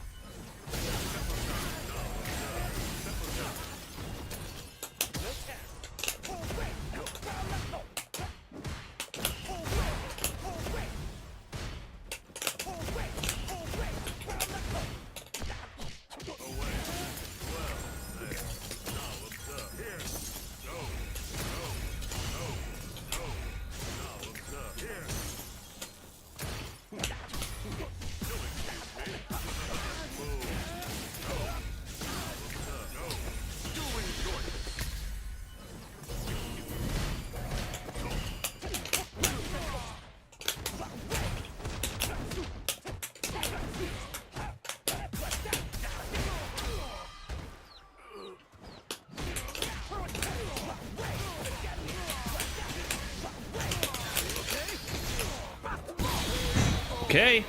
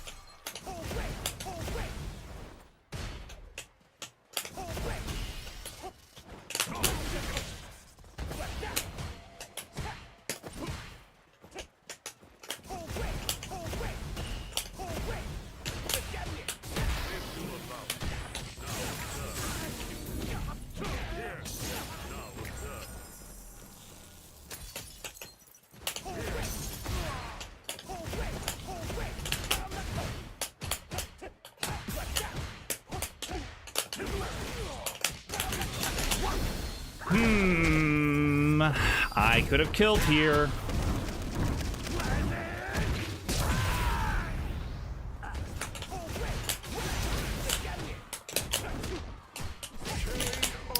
Alright. Replay takeover. This guy was solid. I actually liked his JP.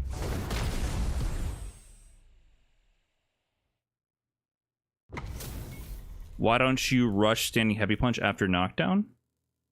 Here's to a fair fight. I do sometimes. I'm not sure which knockdown you're talking about.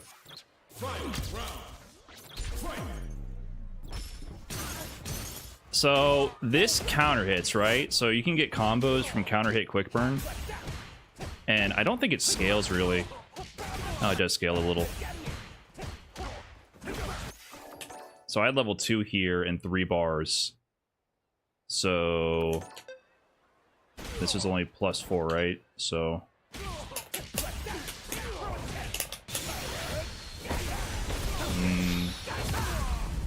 see, so here, watch.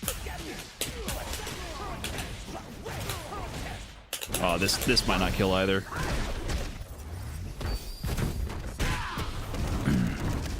Yeah, I definitely go for drive rush heavy meaties, but I'm just not sure when I thought I should use it. And against JP, I'm going to be a little more cautious with that. I did do a drive rush or a heavy punch meaty, and he amnesia'd it. You know what I mean?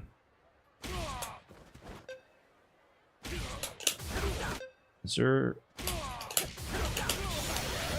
I don't think there's a way I can kill.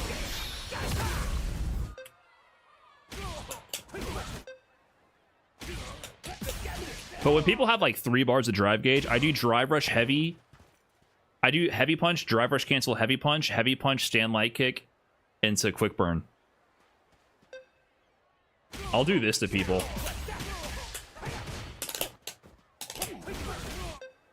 If they're within 3 bars and just watch their drive gauge melts. It's so fucked up.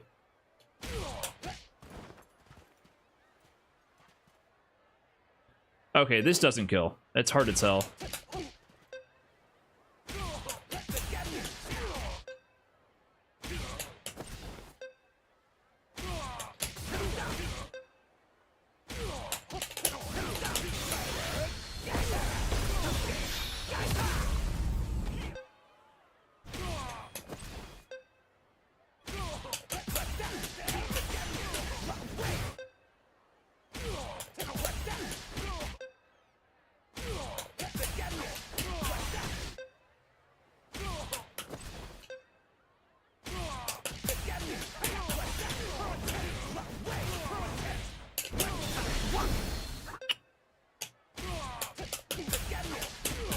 Double jab, I think that just scales it worse.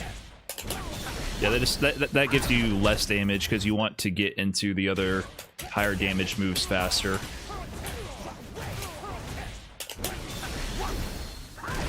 Can you fit a micro walk? Terry doesn't really have good micro walk combos that I know about. He's not really that kind of character.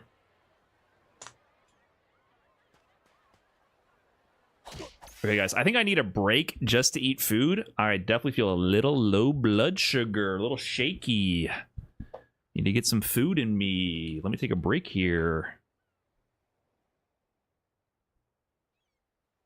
So give me a few minutes here, guys.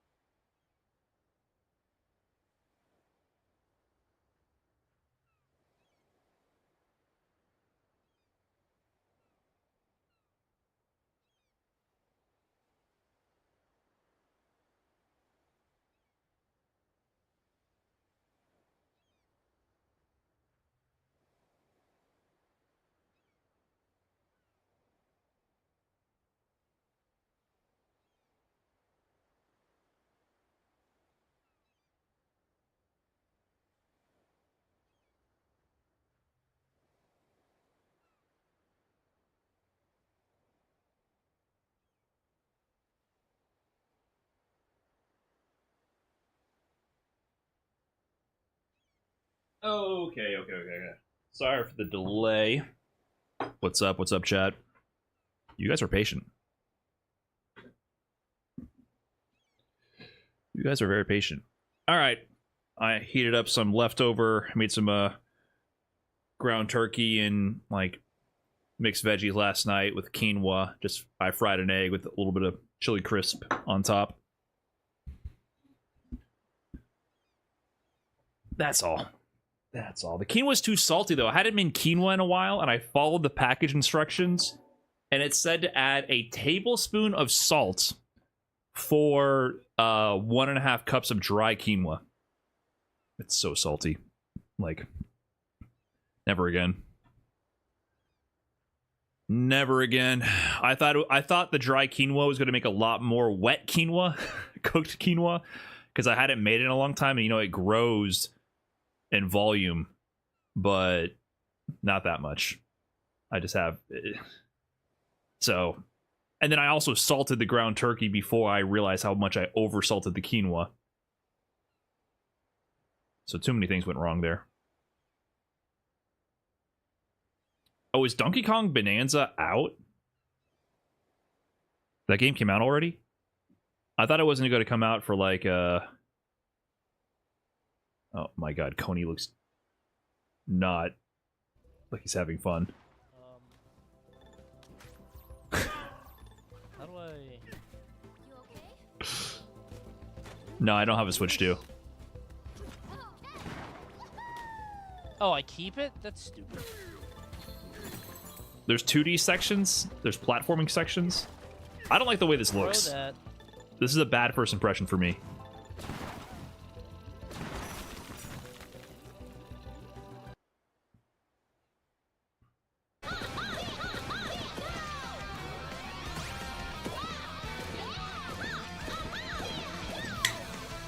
Is this just Mario Odyssey but with the Donkey Kong?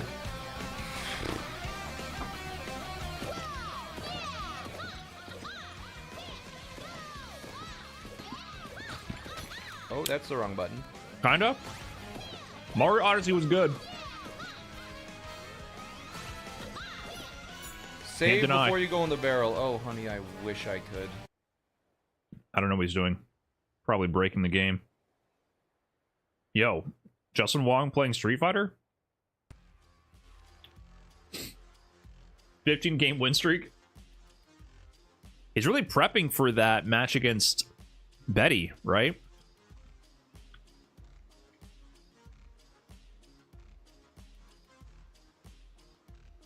I don't really understand the build-up or lore to that. I'm not sure if that was just supposed to be like Justin Wong and Betty themselves trying to organize a hype match. Oh, snap. Yo Nietzsche? Is that Yo Nietzsche? Thanks so much for the gifted subs. 5 gifted. Congrats to everyone who got dunked. Appreciate that.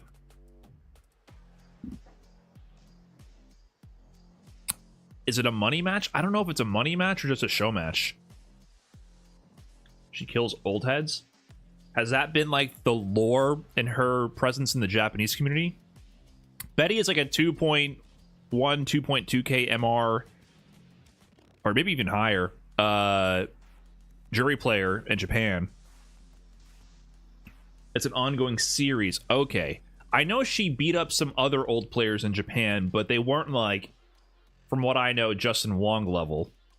So is Justin Wong the biggest fish she's trying to fry right now?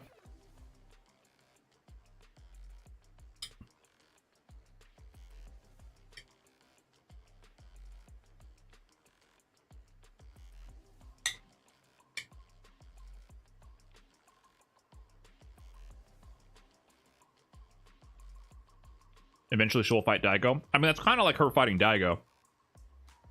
But I guess Justin's not active is the difference.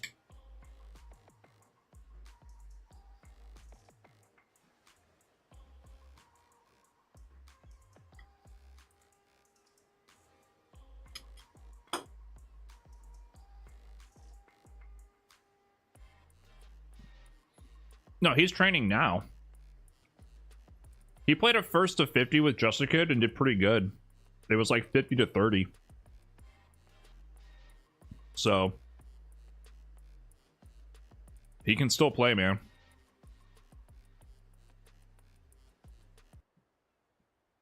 His fundamentals will always be there.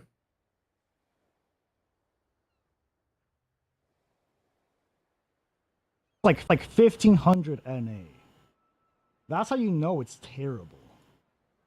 If not even the master himself can do it, that shit is terrible. Japan has the most unhinged Kami players. Yeah. Literally all of them. I haven't seen one Japanese Kami where I'm like, okay, this guy gets it. They all play. I actually did see the new nuts. Superman movie. I don't watch many movies, and I don't watch many superhero movies. Dominican as fuck, bro. But I saw that one. Players, I'm pretty sure the Kami players are. I saw it on Sunday. It was pretty good. It was heartwarming and endearing. Kind of what you would want from a popcorn summer flick.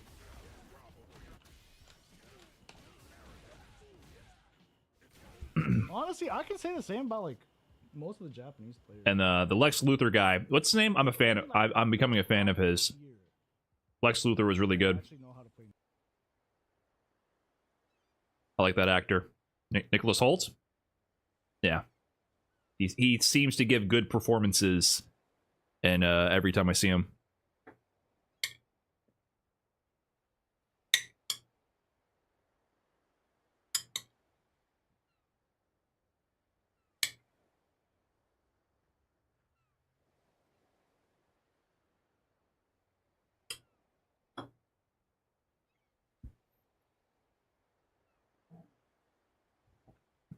Damn, nothing's happening on Thursdays. No tournaments, no nothing? Whoa. What's going on when you start scrolling through this category? Things get a little... I don't know. A little dangerous to scroll. I have not scrolled through the Street Fighter category in years. In Street Fighter V, it was a lot easier to scroll. Wow, a lot of people are streaming this game.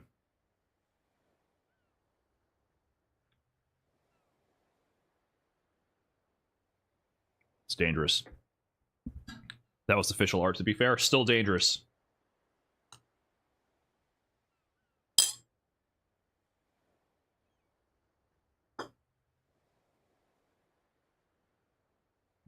Did I talk about Evo numbers? I don't really have anything to say.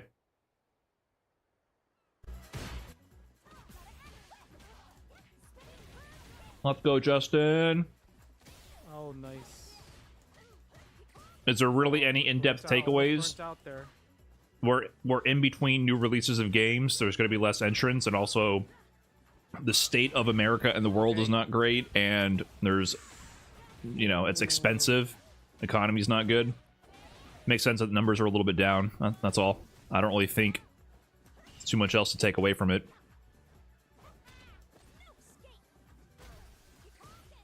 Evo Japan is bigger now. I guess, are you trying to point out that this will be the first year ever that Evo Japan had more entrants than Evo USA for Street Fighter 6? I guess that's notable. Okay, rap game Goku? I don't think that's ever happened. Thank you.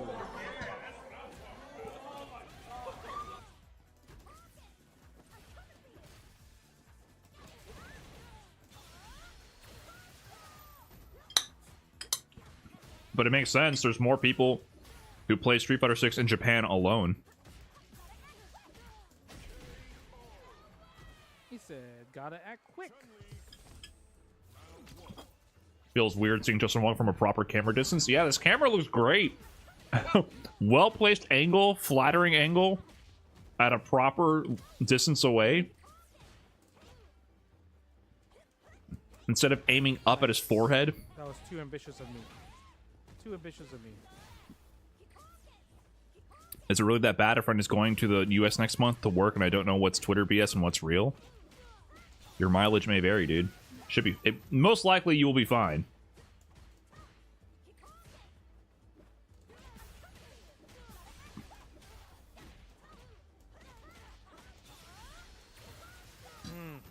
Just how it is. I mean, some people get pulled over in customs even before current climates.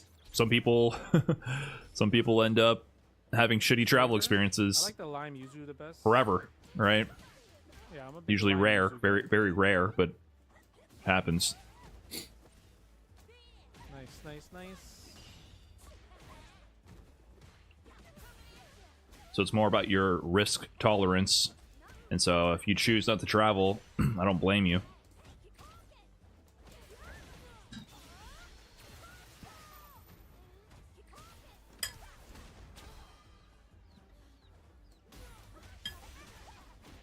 Okay. That should be enough.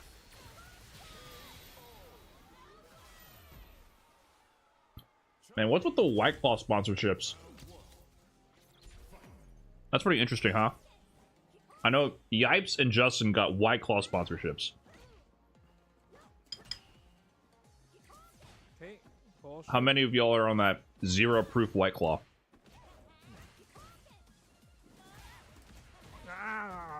Evo is White Claw sponsored? Can I get the foolproof White Claw? What's up, Please? Calamito?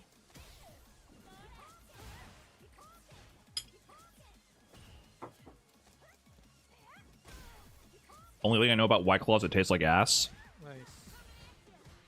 I definitely disagree, actually. Isn't that just LaCroix? Yeah, it doesn't taste good enough to drink without alcohol. That's for sure.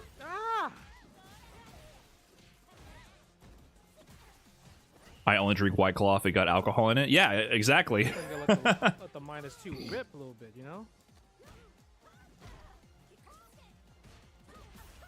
Exactly. Oh my god. That's the point. But I think they know what they're doing. I'm pretty sure Can't believe I missed that. a lot of the marketing for like the zero proof and no alcohol variations of the drinks is just to increase advertising presence, because what do I see when I see this? I see it's making me think of White Claw, the alcoholic beverage. I think they make the product and market the product because it allows more avenues to market the brand awareness, and they still by proxy advertise the main product, which is the alcohol full version.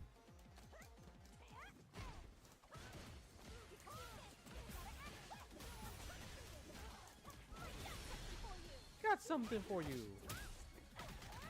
Poon T Jadme, thanks for the 3 months. My mom drinks a no alcohol shit though. Some people do. I mean, I don't.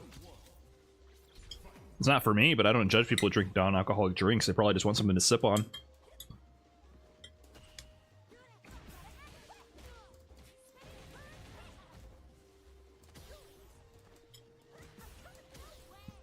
And if you're at a social gathering, you gotta have I'm airborne though. something in your cup, you know.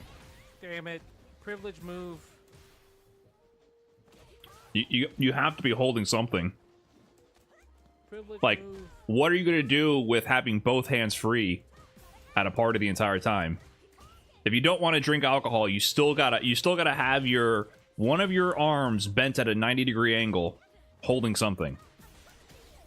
Uh-oh. You can't have. What are you gonna be doing? Talking with your hands the whole time?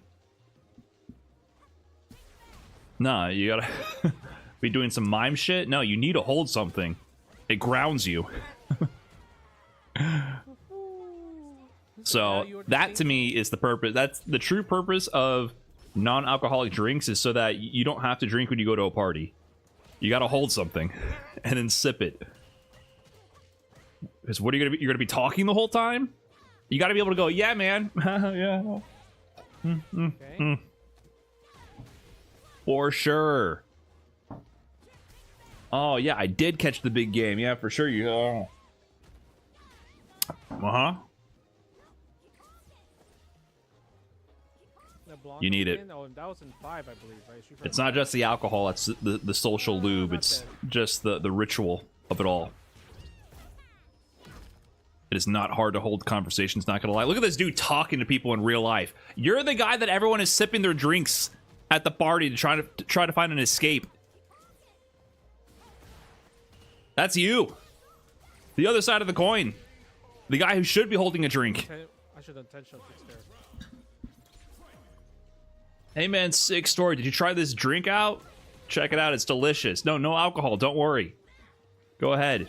All right, you sip on that. I'm gonna go somewhere else.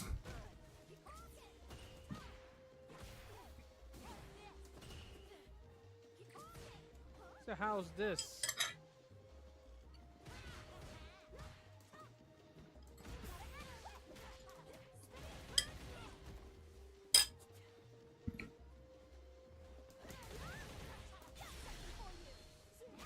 It's like, got something for you. Let's go to Aori's mask.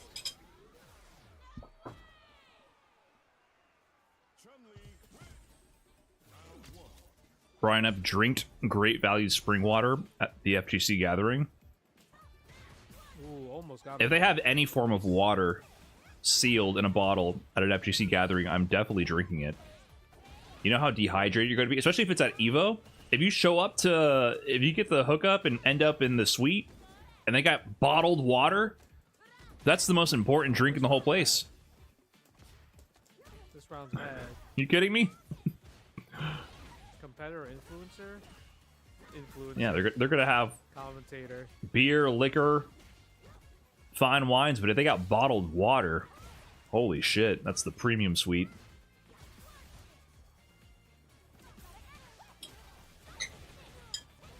What if it's not bottled? You're gonna have an open cup of water at a party in Vegas with a bunch of strangers. Oh well, if you can't beat them, join them. I didn't believe in my forward medium punch. I was thinking about doing forward medium punch in the heavy kick legs and kill from there, but I didn't believe in myself.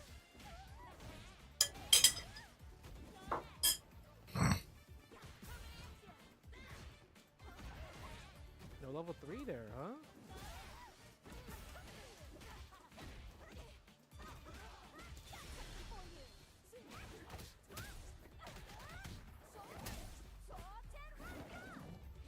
Win streak, is that what Justin was like when he played? Yeah, but he's also been beating. This is a lounge. He's beating up the same guy over and over. Oh, he got the jump in? Wait a minute. The streak might be over. He's training in the jury matchup. So I'm not sure if this 20 streak is all this one guy. Can he clutch it? Oh, quick tech. You can't shimmy after that, remember, guys? Anti-air? Justin. Air to air? Oh, too close. Hold on. He's gonna have the Justin jitters. Oh, Justin won! Panishido. The Wong factor. The Wong factor.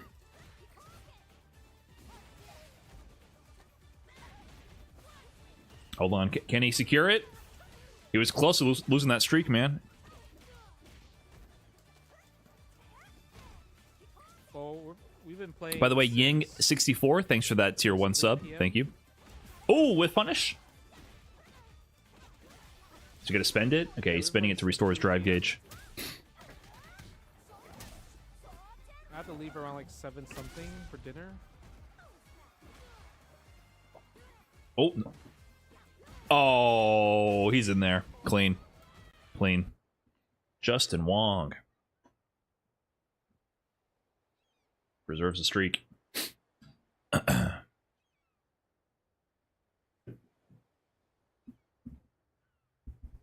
Okay. Let's get back into it.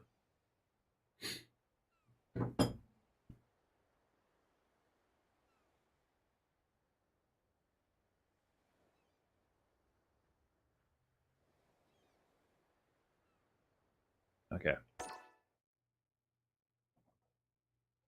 Thoughts on TFT? Never played it. And never seen it played. Any sort of competitive game, I probably don't have thoughts on it.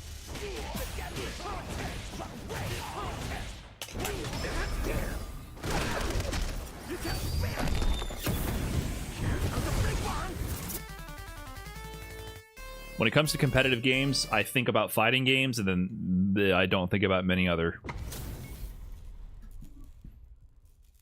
Jamie, okay.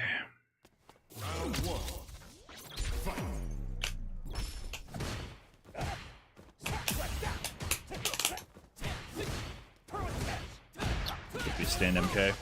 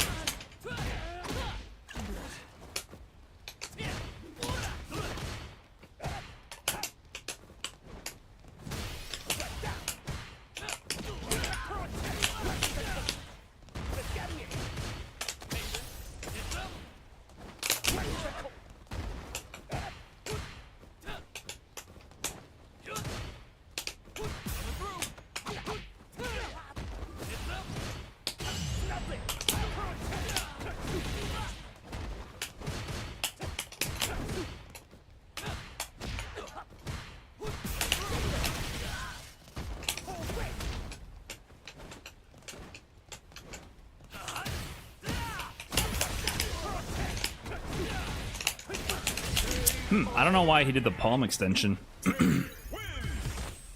don't know if he thought that hit or something.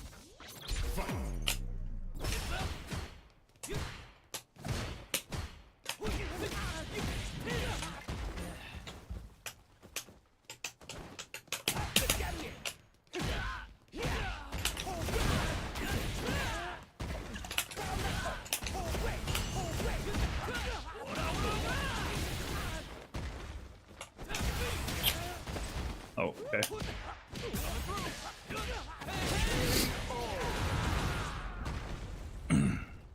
Round 2. Fight.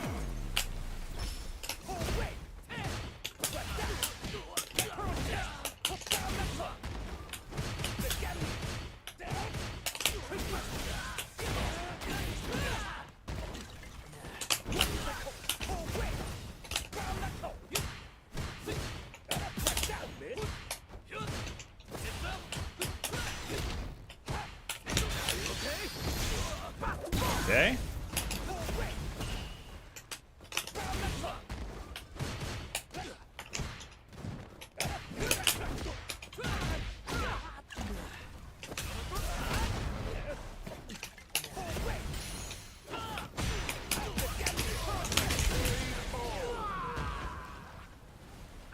Kind of putting himself in bad positions by whipping dive kicks.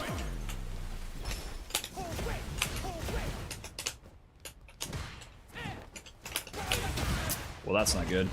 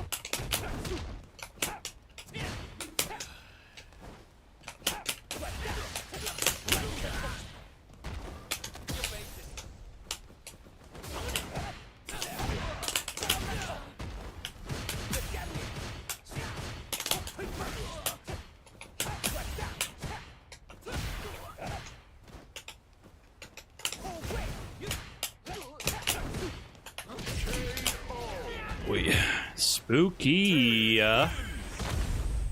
Jamie's a spooky character.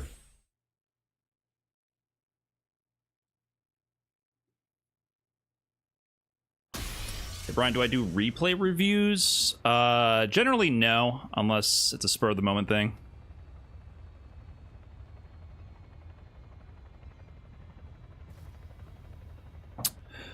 Whip Punish Stand Heavy Kick? Yeah, I probably could have done something way better. I don't know about killed. That's one thing I keep going to replay takeover for, is to stand heavy kick with punishes, because, you know, in the heat of the moment, it's really hard to tell what you want to do. So I've been trying to get more optimal with that. I don't know about kill though. Let me see. Not ranking.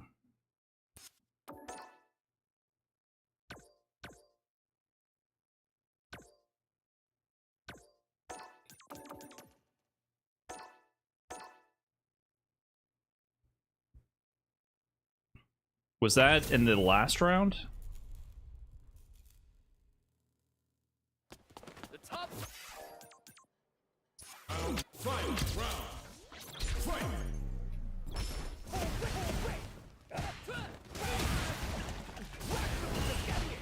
Oh, I gotta turn that off.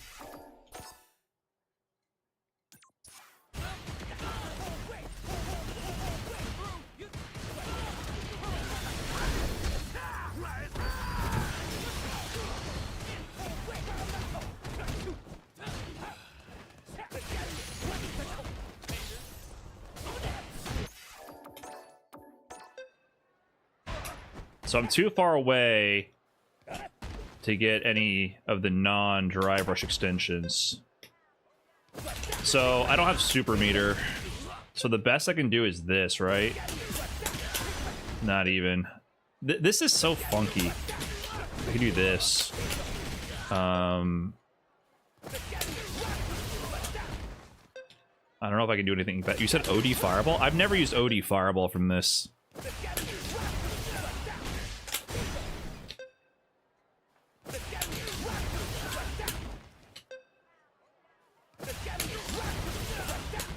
Yeah, but I don't think I can pick that up.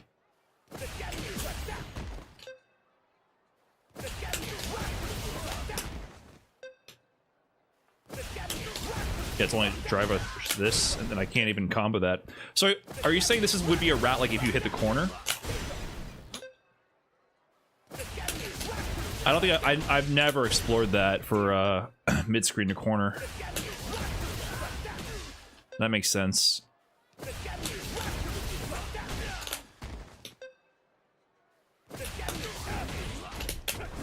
I hate OD shoulder tackle, dude. It should like scale its blowback based on how far away you are from the wall. It's just too specific. I know if you have to drive rush, you can do this. But I still think that's less. I wish I could do like this. That would be nice if that worked. This is good for building super meter, but so this is still just the best. Wait, what was it?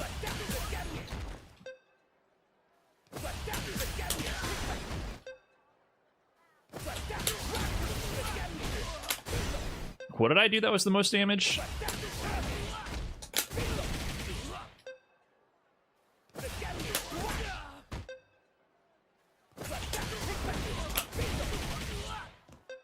I forgot.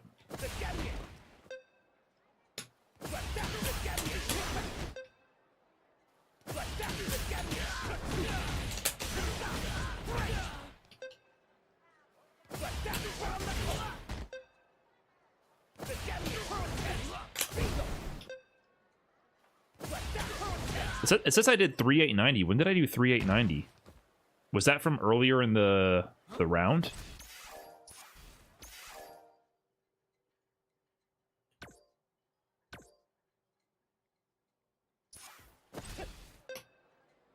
Okay.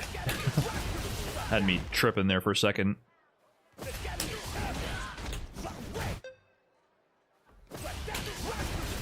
After OD Fireball, do you drive rush lane switch combo and stay same side? You guys are getting me to explore parts of this character I've never explored before. I've never done lane switch. I don't think I can reach, though. I don't think the Stand Medium Punch will reach. I can do that.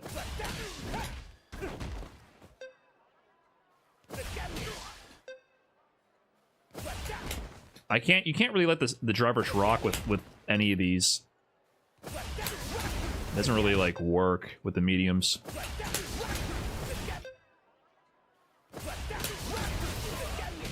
Oh.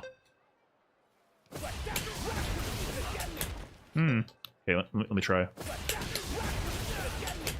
That's finicky.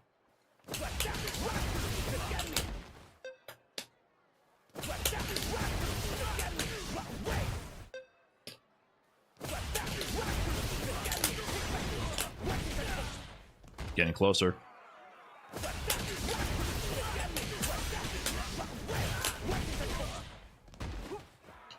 I almost built level 1 there too.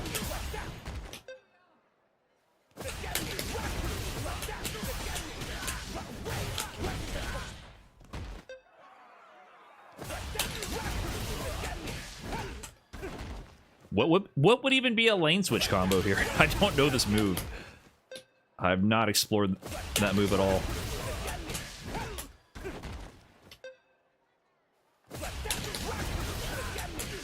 Okay, I'm seeing the timing.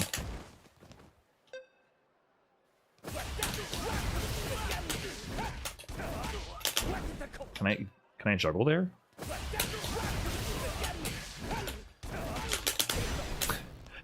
Can you juggle there? Is that a thing?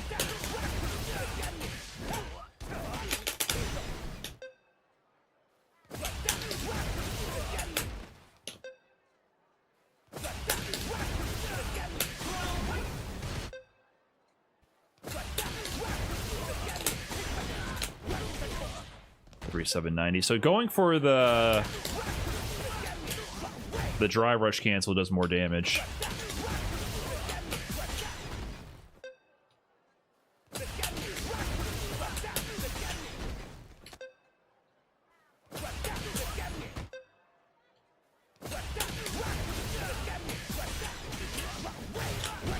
So this is the most damage we found, off by like 5 or 3, I don't even know. 3,860. What could improve this?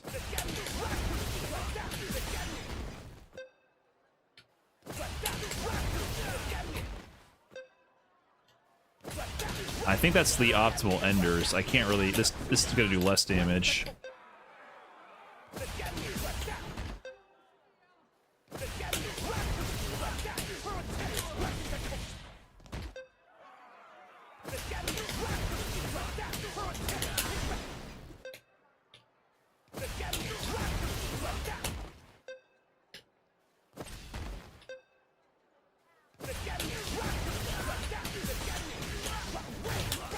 Lightburn Knuckle should do the same, or less.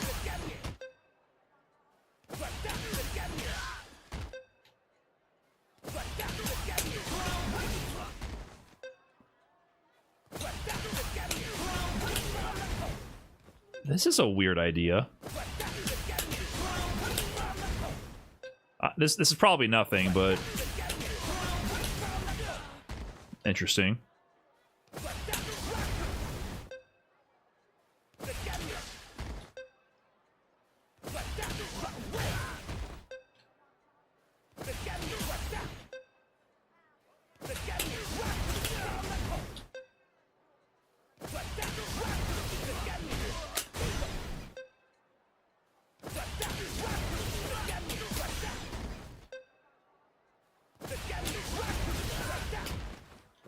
Crashing medium kick after the fireball?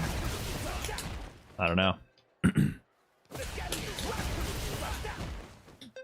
I'm not sure the juggle points here.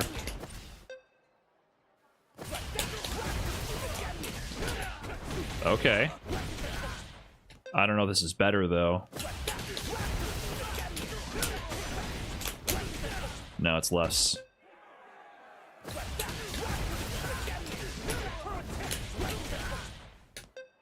I mean, meter efficient though.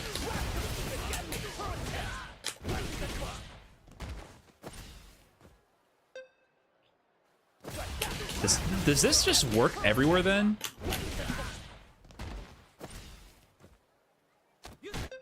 Like, just doing this? You gotta... I'm getting the timing consistent. There is a weird delay you gotta get down.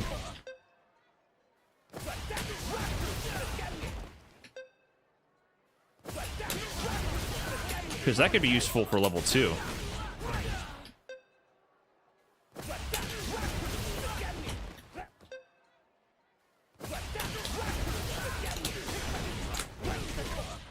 But yeah, I don't think I can kill here.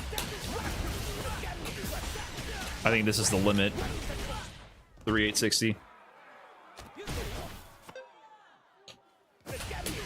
I think in a real match, I should have just gone for this. I don't know what I did. I probably did something dumb. I think in a real match, the optimal play is just do this, and then I think throw kills. Right? So this is the reliable option. But if I had a bar super, this would kill. Absolutely. I don't think there's a microwatt combo available. I'm not going to really look for it. Can you do heavy fireball after the shoulder tackle? You can't. No. See, you need the heavy one to get the charged fireball, and if you do that, they just fall. And then if you do the medium, you can't do the fireball. So no, it doesn't work that way. They're careful about these routes, you know.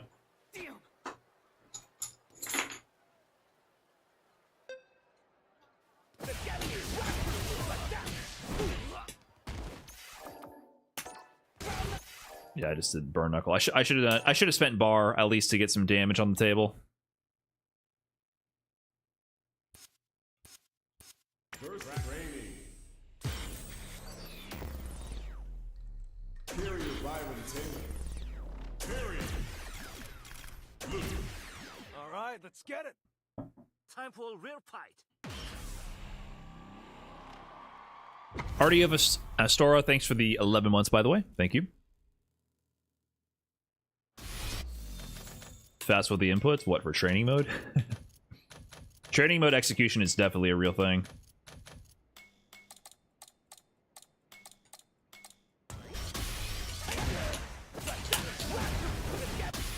See, that doesn't even work. Look at that. Okay. So you have to be... So this is for when you're outside... Oh, fuck. For when you're outside of immediate button range, but close enough to do that. This is so specific.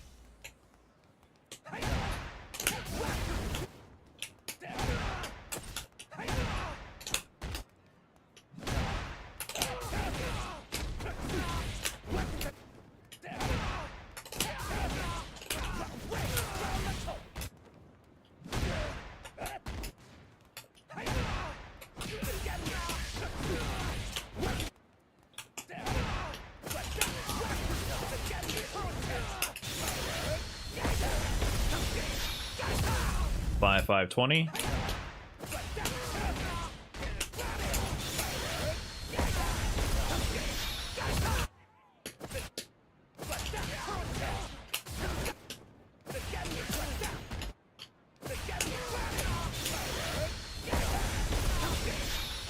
Yeah, that might be optimal for level 2.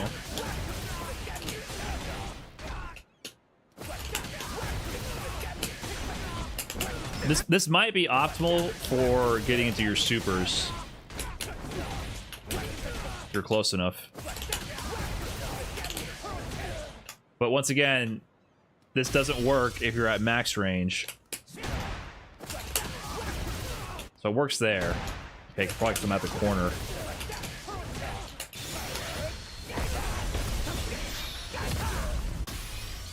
But if I'm like here... that doesn't work.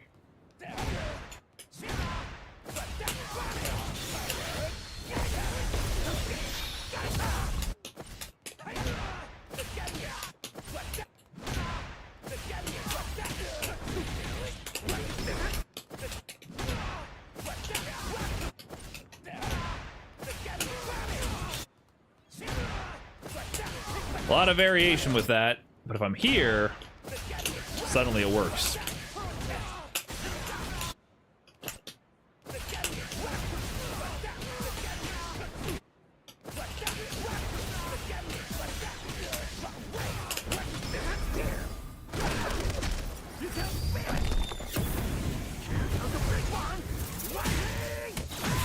OD tackle can sometimes miss level 2. Yeah, level 2 is finicky always from I don't know if you mean the tackle to crack shoot or from burn knuckle.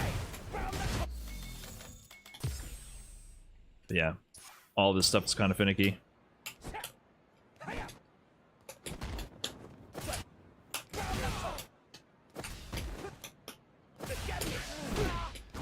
I can't tell if Terry is the most carefully designed character or if every route is a coincidence. Yes. But that's what makes characters good. when you can't tell. That's the sign of a good fighting game. Round 1. Fight.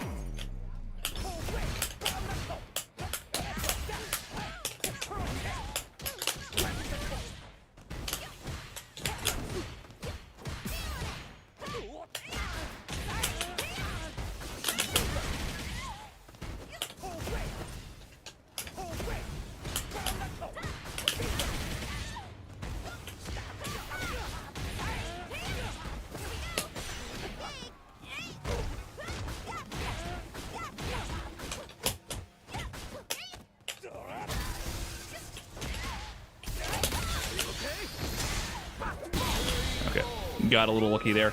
Should have confirmed the first heavy punch, but I didn't. Round 2. Fight.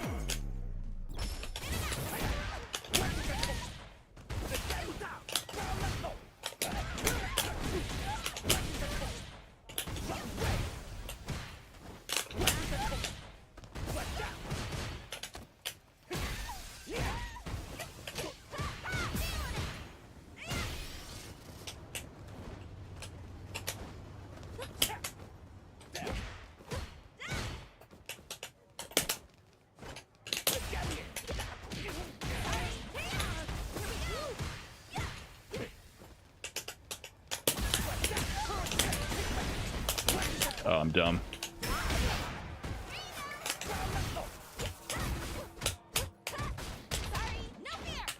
Okay. I thought I was going to build level 3. I should have done a different route and just gone to level 2 or level 1.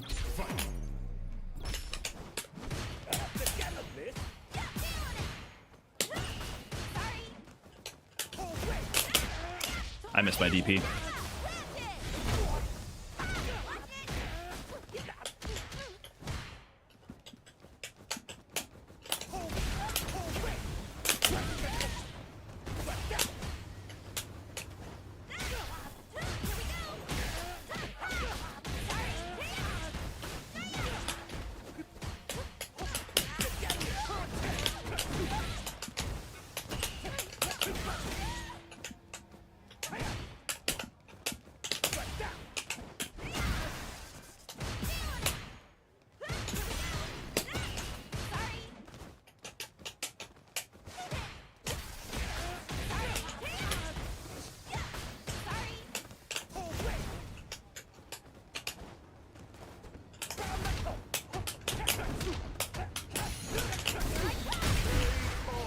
Oh, did that punish?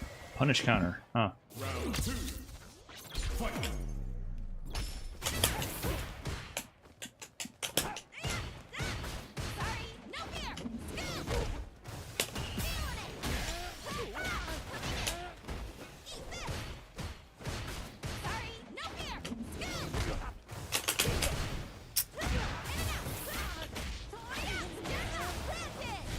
I think I'm dead. Unless...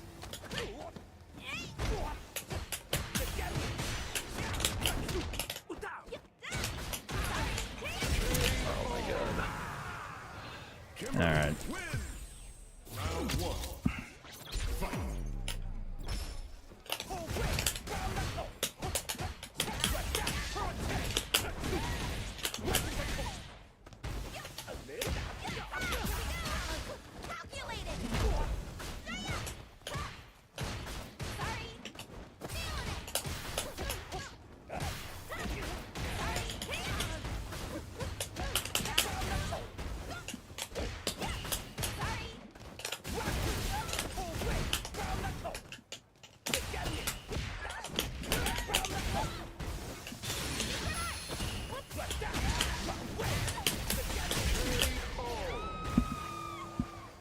Round two. Fight.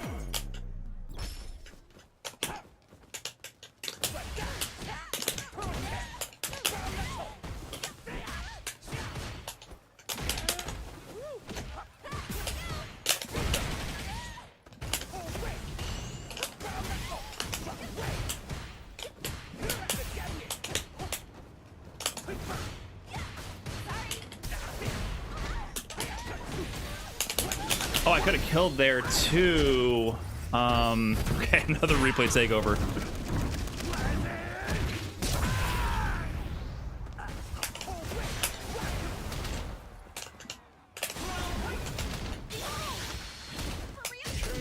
That was ugly, but anyways. Terry wins. Okay. I love replay takeover streams. It helps, man. It helps. It's easy when you make blatant mistakes, though. It's a little difficult when it's more ambiguous and not like about drops or anything. It's more about spacing and decision making.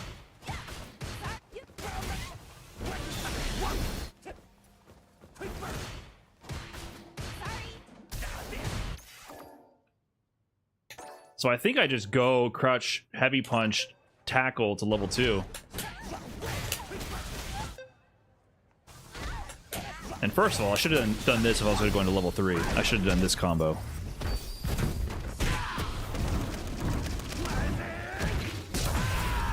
But if I didn't want to burn out... Oh, this won't even kill, will it? Okay, maybe it is ambiguous. That's more damage, obviously.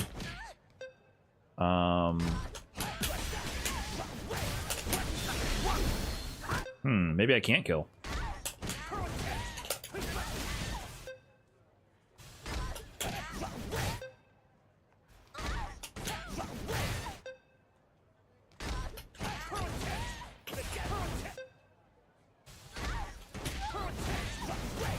Yeah, they block. I don't have enough meter to make this kill.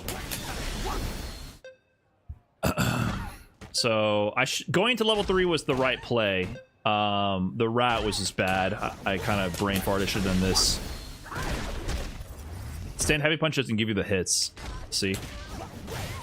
So that's 1680 because you only get the first hit. That's 1920.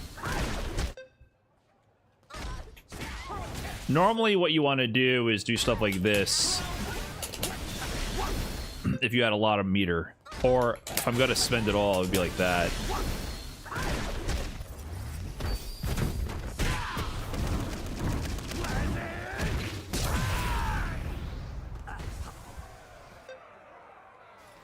Medium kick, heavy kick, OD, crack shoot, quick burn, level 3.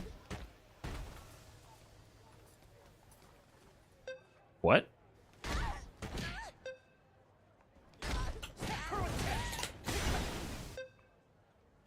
Unless you're saying...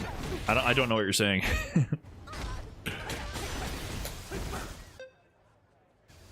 were you just, medium kick, heavy kick, OD, crack shoot, quack shoot, crack shoot, quick burn, level 3? I don't know. I still don't know what you're saying.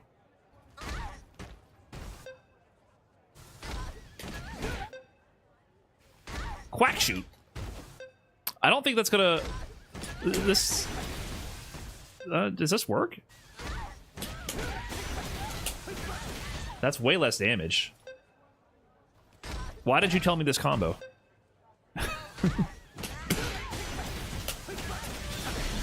That's significantly less damage and puts me in burnout. This does way more damage and builds me meter. So anyways, the general routing, like, for optimal wall splat, if you're close enough, is to do stand medium punch into this. And if you had the bar, you would do stand medium punch into OD, and you could drive rush extend. So usually it's just this, if you're close enough to the wall. Would it have killed if that was CA? Yeah. So I think, this might have killed if it was CA. It would have been close.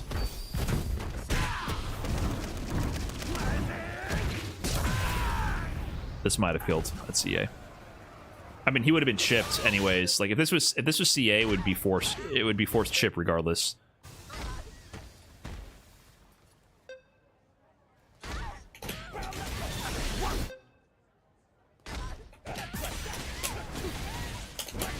$19.90. It's less.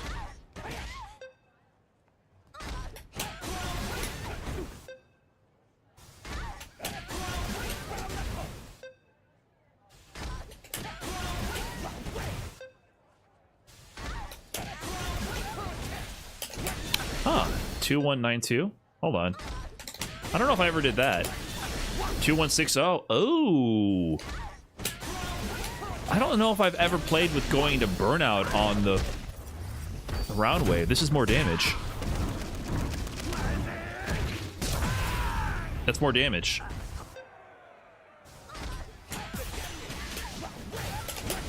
$20.60.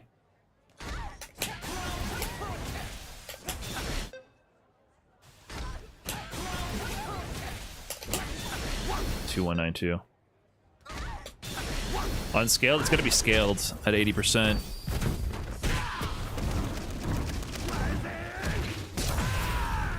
So, yeah.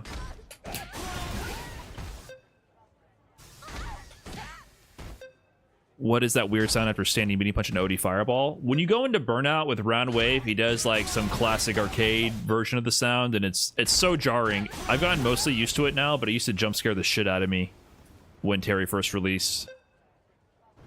Especially in Terry mirrors, and I wouldn't understand why it happened or who it came from. I'm kind of numb to it now, but yeah, if you're getting jump scared, I totally understand. And it's usually like a little bit louder than the rest of his voice lines too.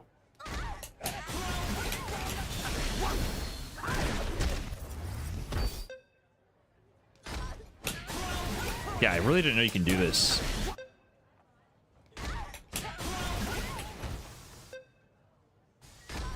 Neutral jump? You guys are getting creative. This isn't a punish counter DI. I think you're thinking of like a punish counter DI route to get like the airborne juggle and the jump. We don't got all day. It's wall splat, baby. Yeah, but generally, what from my labbing, you're gonna go into this or this if you're close enough. That's like your optimal starter from a wall splat. You're kind of always hoping to get into something like this. You're always hoping to get into heavy punch, into heavy round wave. That's usually what you want to get into, if you can.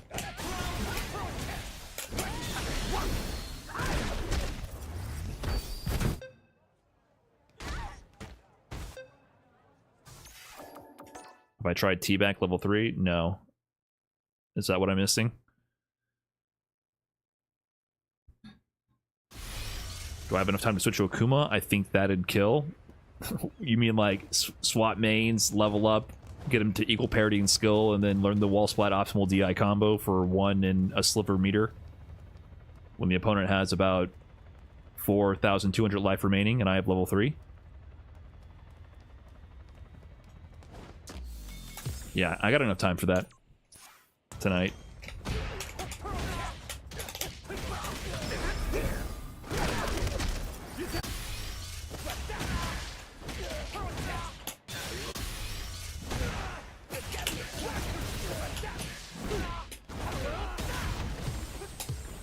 Here comes a new challenger. Here comes a new challenger.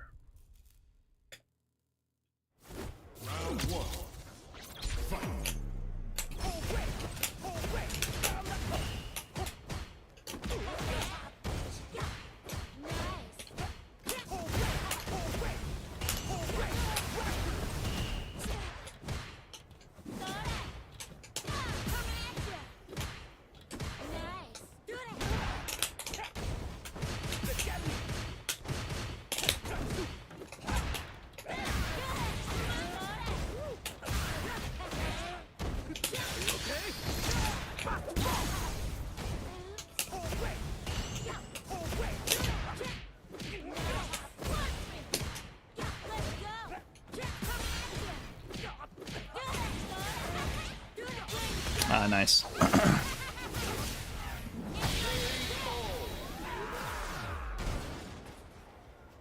Round 2.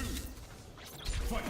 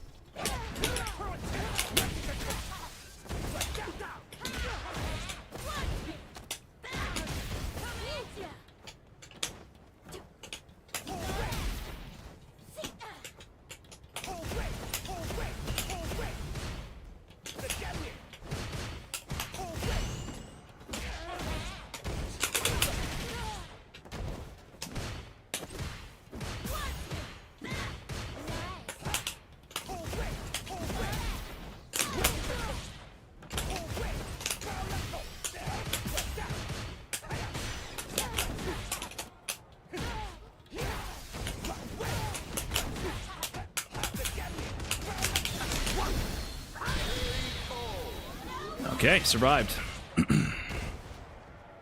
Terry wins. Round 1. Fight.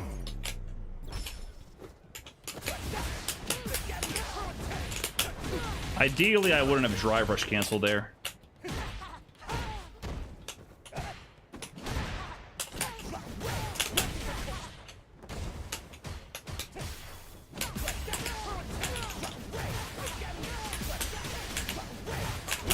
Ah, greedy. It worked out.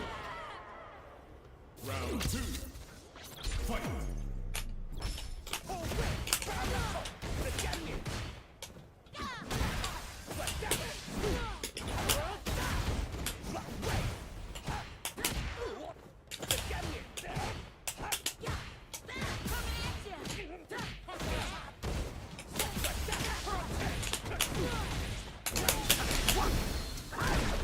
Time for replay takeover again.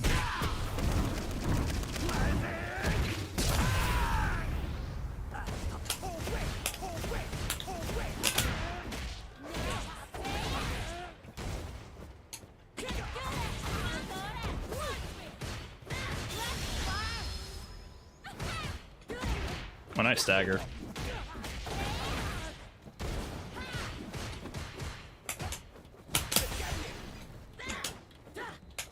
Oh, unfortunate.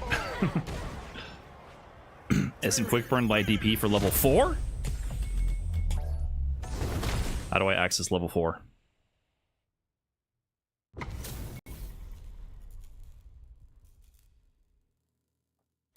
No, light DP is better. You can't get light DP mid-screen. So basically, if you can do light DP, you do light DP. That's my understanding, at least. Maybe I'm misremembering it, but usually the logic is mid-screen you can't get light DP, so you go for quick burn. But in the corner, if you can get light DP, you go for that. So for example, here...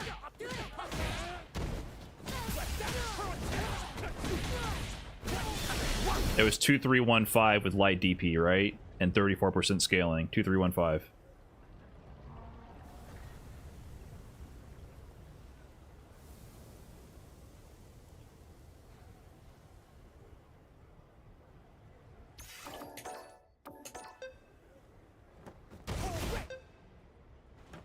Yeah, 2315.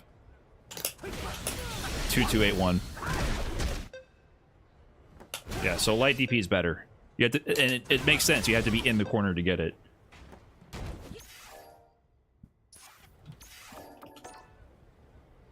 Now the question is, could I have killed from here? Which I don't think so.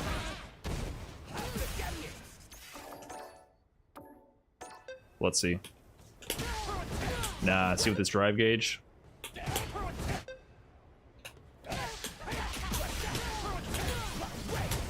I don't reach the corner either.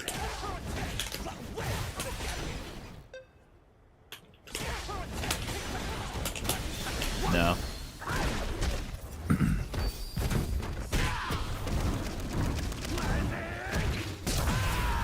This probably would have been a good time to do this combo.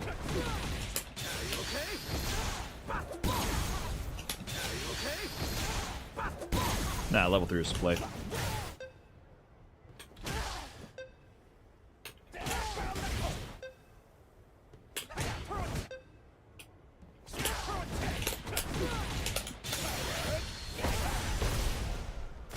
Yeah.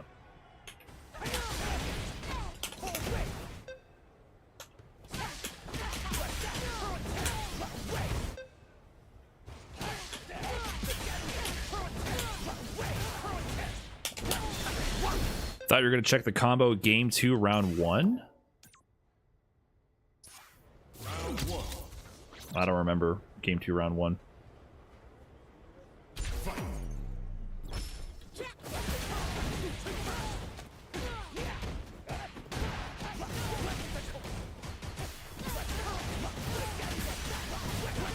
That? I should have just done level 1.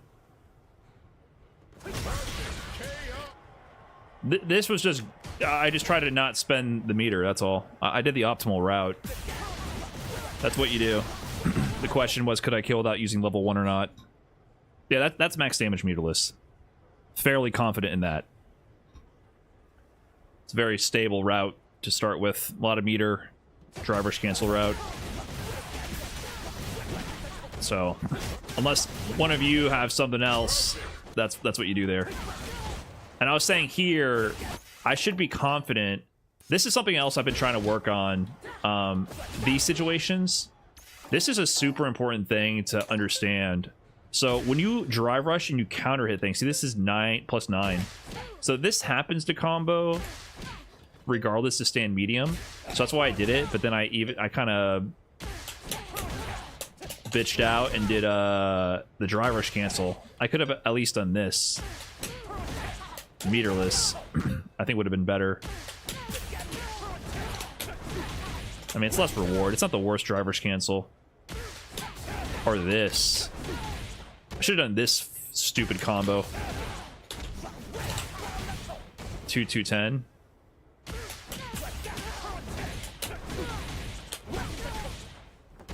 Yeah, honestly, I think this would have been the time to use this stupid combo.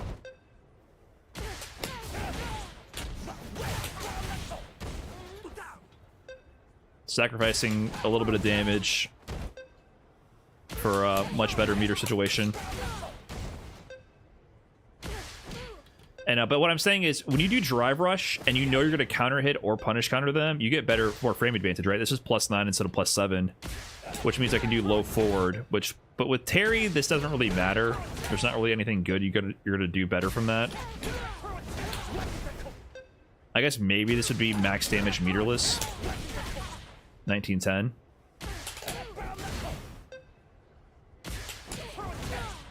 Right? Let me see. Because Terry has this kind of stabilizes. Yeah, it's even less damage. Because Terry has the late tackle, it's not as relevant to him. But with another character, you would get like slightly more damage out of a situation like that. Because you know you're counter hitting them. Either you got hit or you counter hit them. You can do better combos.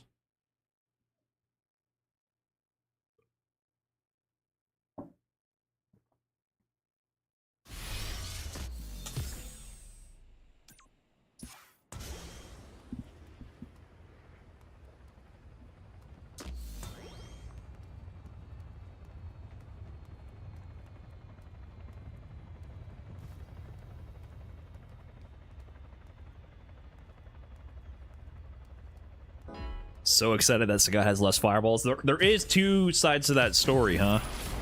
Some people really hate fighting against zoning Sagat. Some people really hate it. Round one. Fight.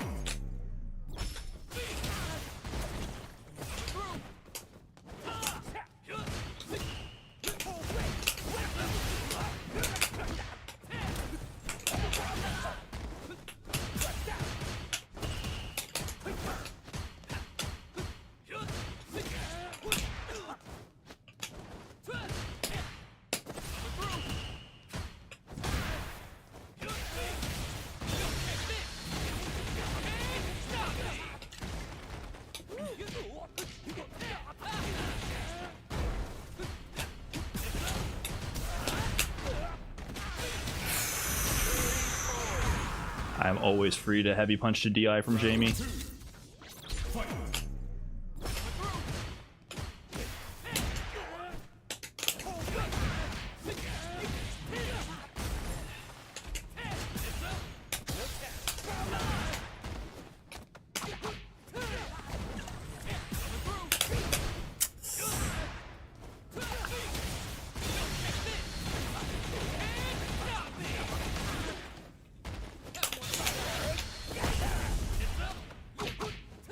I guess incorrectly on everything. Jamie wins. Round one. Fight.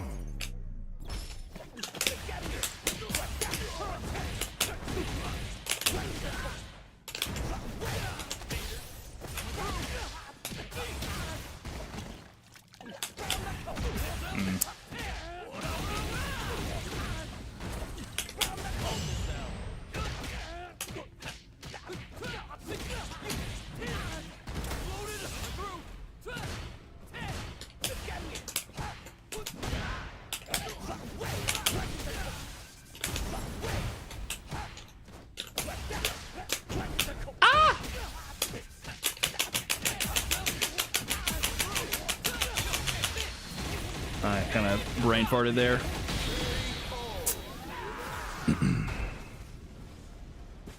Round two. Fight. You press jab there?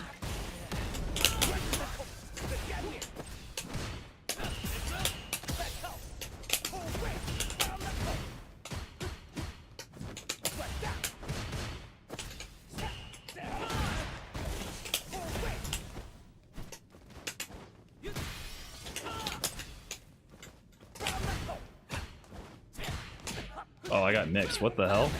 That landed in front, or hit in front, landed in back.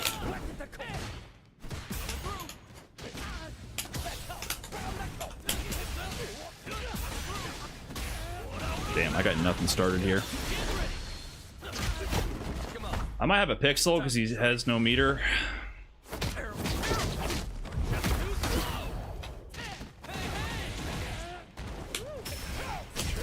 Yeah. Damn, I got nothing going there. Every time I fight this guy, I'm so confused about what's going on. This guy gives me a lot of trouble, this specific Jamie player. I feel so off-put by his playstyle. Get ready. Hope you're not a sore Round one. Fight.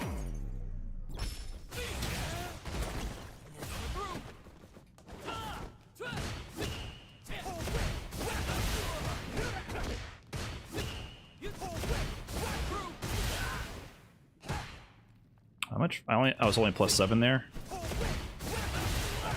So I could have done standing medium punch here. No? It's nothing?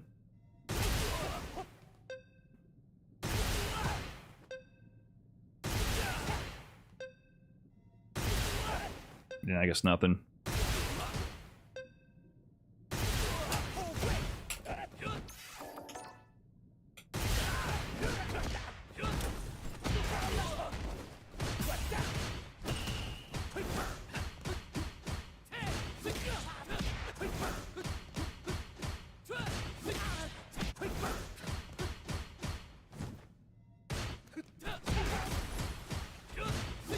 Why does it not pause?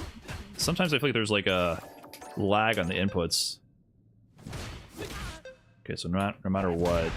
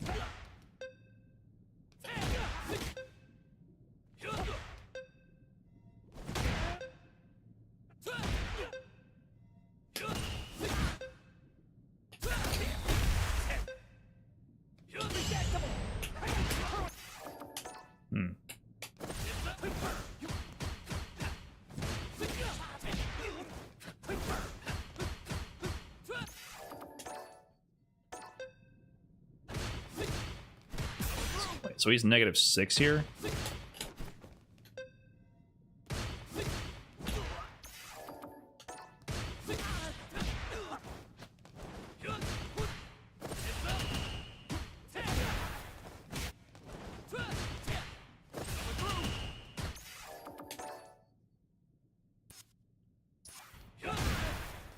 Well, I press jab there.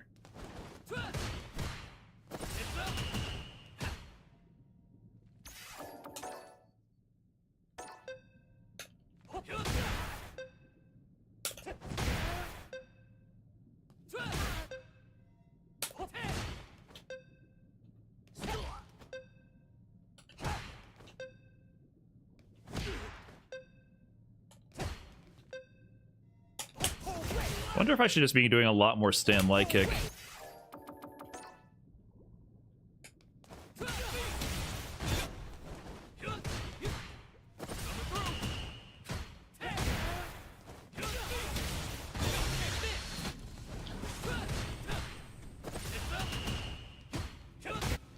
Can he not, like... I guess I gotta recognize that spacing. He did drive rush, heavy punch to jab, and he was pretty spaced out already. It's not like I am in an immediate range of, like, another throw.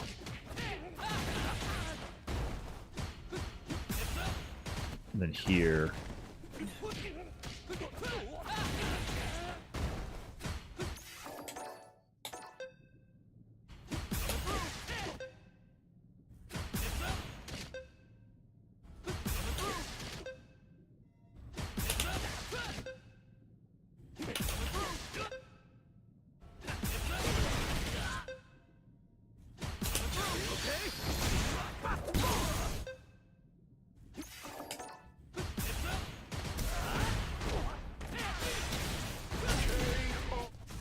I guess I really need to, like, pay attention to the heavy punch, because if they did drive rush light into heavy punch, like, their turn is just done. Like, what else are they gonna do?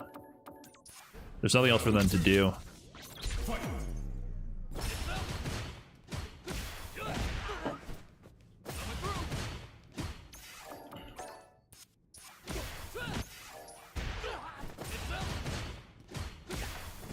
So they're plus there because I got hit.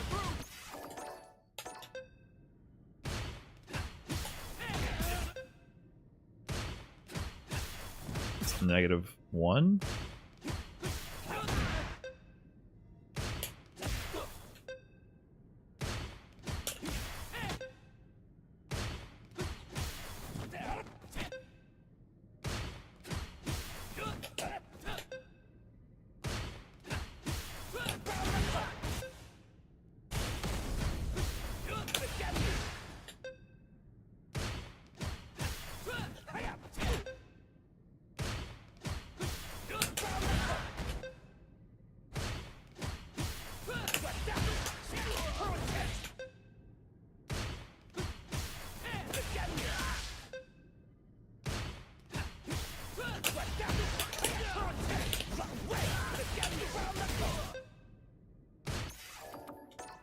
It seems like I could use a bit more backdash as well against some of these spacing traps until he starts doing like low forward instead.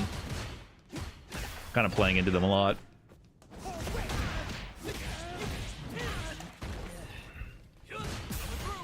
Oh, what is this frame advantage here? I'm only +1, okay.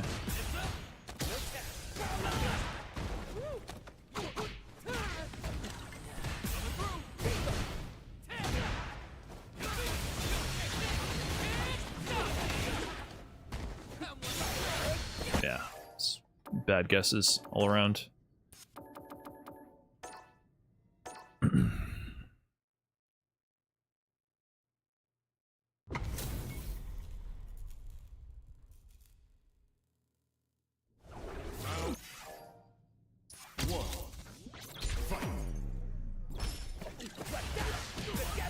See here, this is another example of what I just talked about. So at least I did recognize it and drive rush into it, which is good. But literally what we just talked about, right? Instead of doing drive rush cancel, I should have done something like just meterless, right? Like that. Or if I'm going to spend meter. This is a little closer to the corner, though. Hold on. I hate how finicky this move is.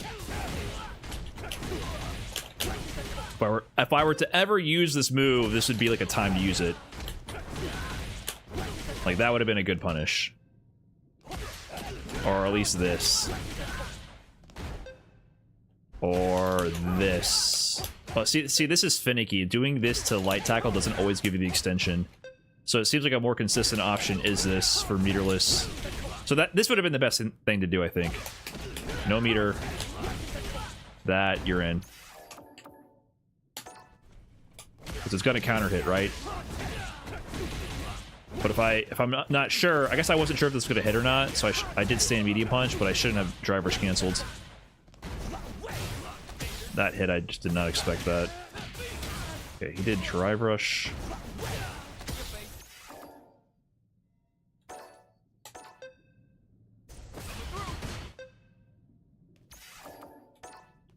It just feels like I need to like let him go for these drive rush options.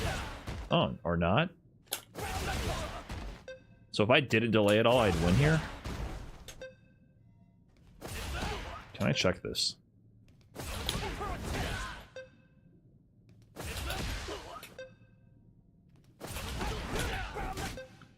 Yeah, I feel like I should sit here and wait to look for green or dive kick. And he's level 1, so what is he going to do? He's going to drive rush. Or level 0. This would have been a really good time to just wait and check instead of trying to force it. Keep the corner control. Like, I gotta expect him to do something, you know? Now, could I have done something here? No, brother. Don't end the replay. Don't end the replay. Why is switch to player control so close to end the replay? Why can't you say, hey, are you sure you want to end the replay? Are you sure? Why does it gotta just boot me the fuck out instantly all the way back to the different fucking game mode? Oh my god. You would think that would be the thing that they make you confirm.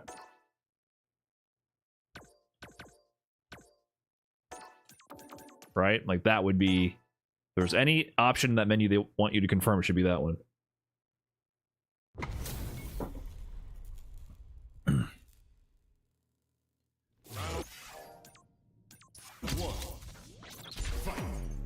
Am I hyped about Sagat? He looks cool. I'm definitely excited. Probably my favorite gameplay reveal trailer that they've done.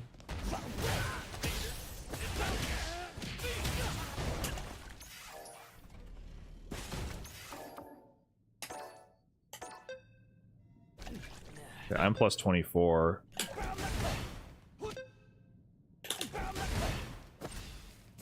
So this is... It's not meaty, but... It hits on like frame 5.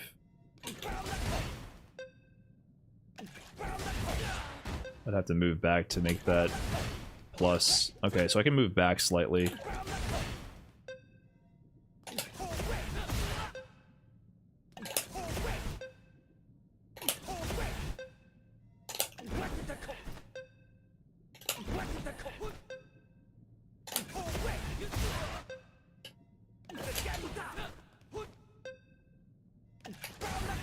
Yeah, I can't walk forward and do that.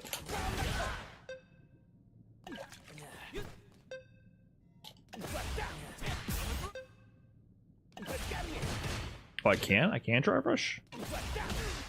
Oh.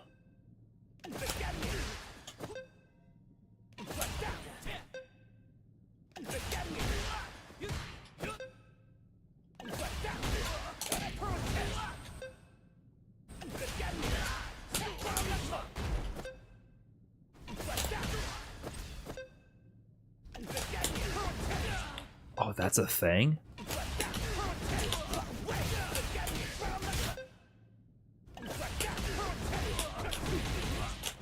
Drive rush, counter hit, crouching medium kick combos into... So what was this after? This was after OD?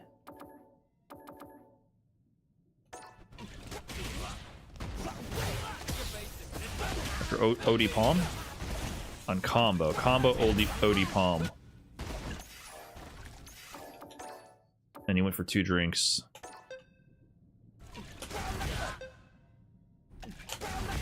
What? Oh.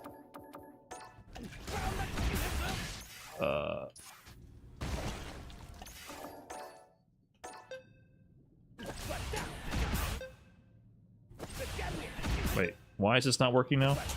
Oh, I gotta delay it.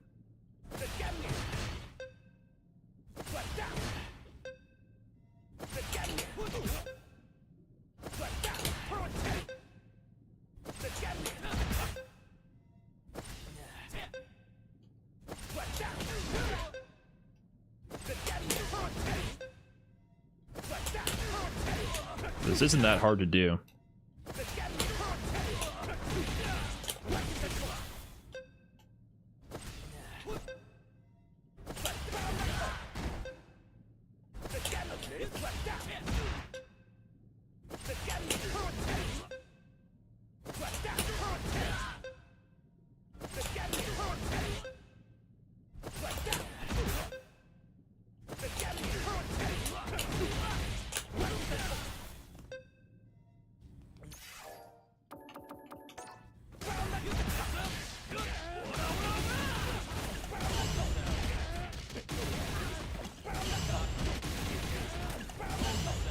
I just shouldn't have been trying to force too many things with Burn Knuckle.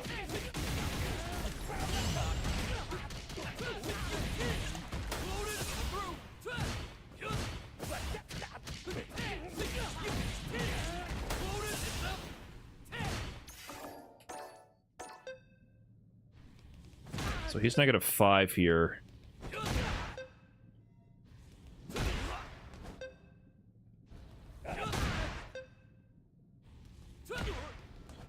I feel like I need to represent walk up, check, stand, light kick.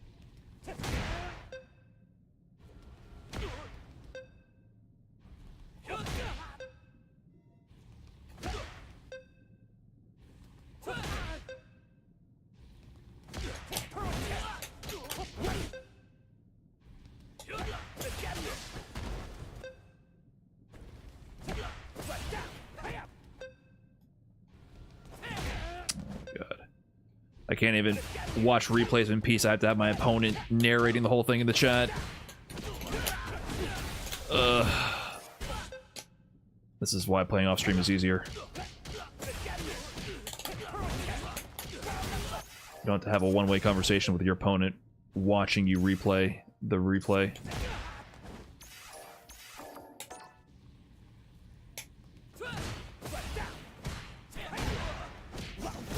I think this was fine, this route.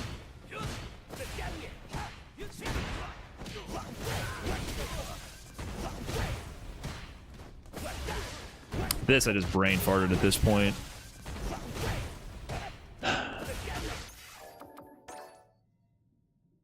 This hits so high up too. I probably could have done something funny.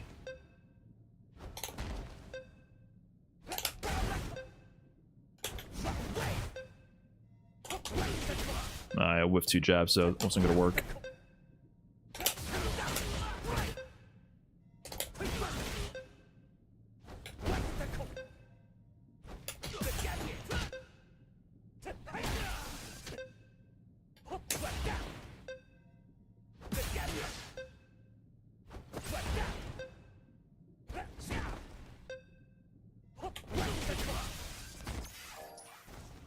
Yeah, I already whiffed. Yeah. Just lack of awareness there.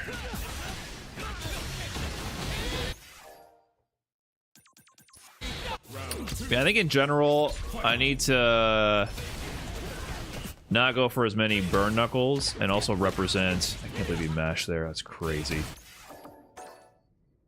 So he's -4, right?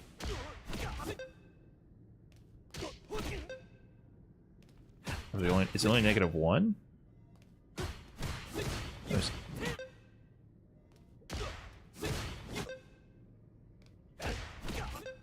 thought it was -4. Maybe that's my misunderstanding.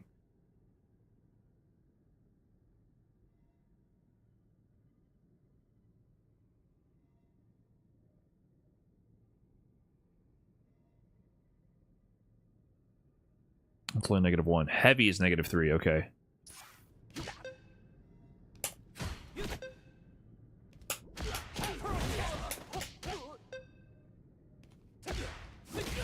That makes more sense. Round 1. Fight. Oh, wrong round. Round 2. Wrong round. As I press crouching medium kick, trying to snipe a walk back.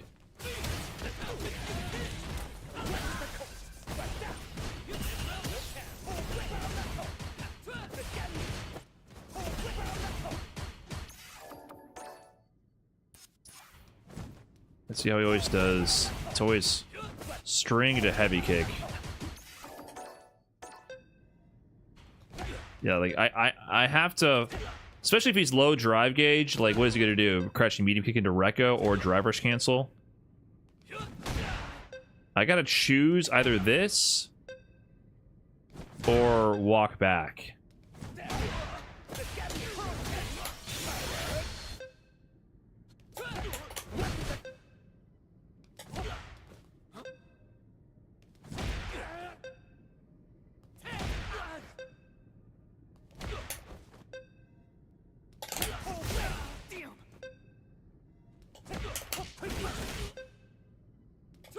I think that's one of my big problems in this game is like not walking forward and taking my turn in that sense. Like I need to play the mind game with the low forward option after the lights.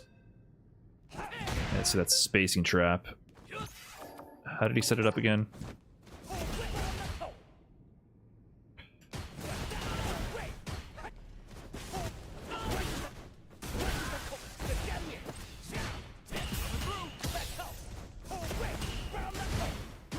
So it's just a block string jab, jab, a crouching light kick.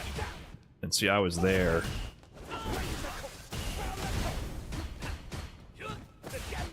Dude, I swear to God, it's like not reading my input on the training mode sometimes.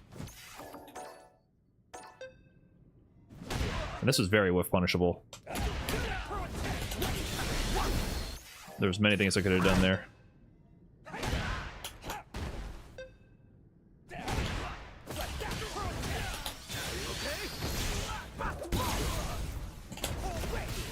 Like that would have been good enough.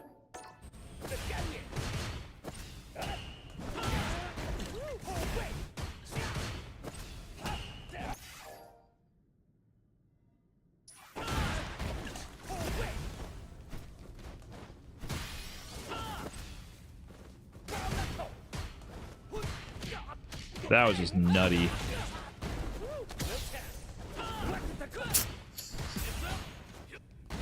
Okay. And like, what am I scared of here?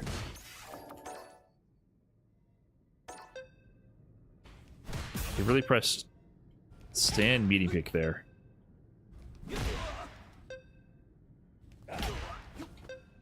At this range, I don't think another stand heavy kick would shimmy me. I respected that too much. Yeah, he's gonna do drive rush or jump after throw tech.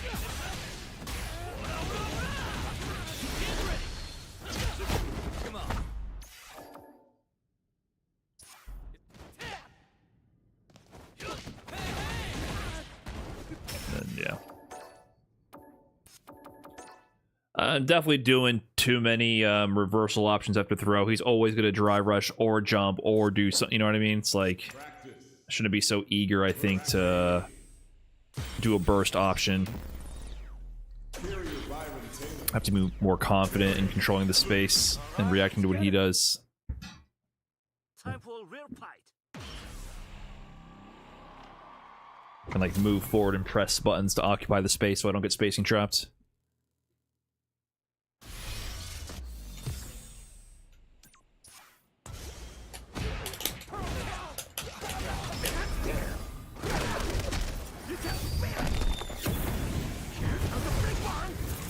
I think in general that's what I'm weak at in this game, and it's more required with a character like Terry than JP and Ed, is like walking up and pressing buttons.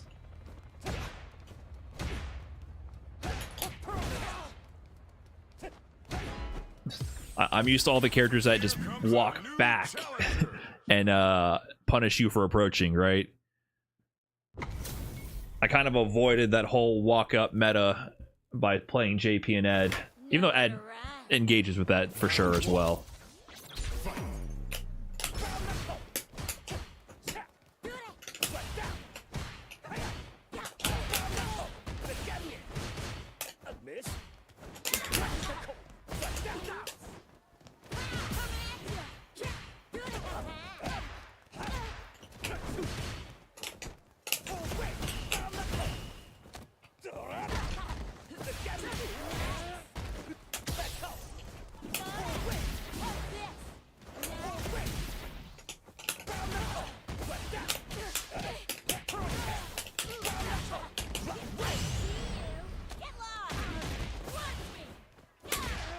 That still hit?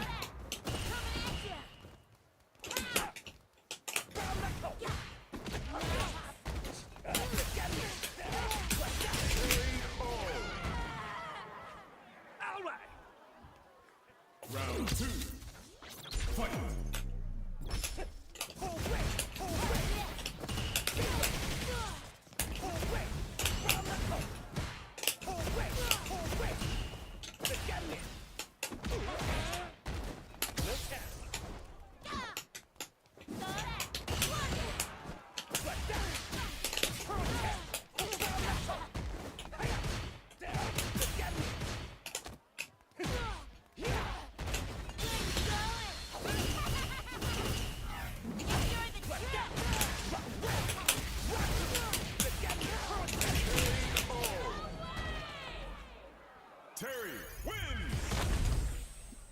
Oh, St. Pepsi's playing for you guys? I don't hear the music you're playing, but you know, St. Pepsi's like non-vaporwave project is Skylar Spence, and I listened to the whole Skylar Spence Hit Vibes album today. Kind of a nostalgia trip back to 2016, 2015. Really good album.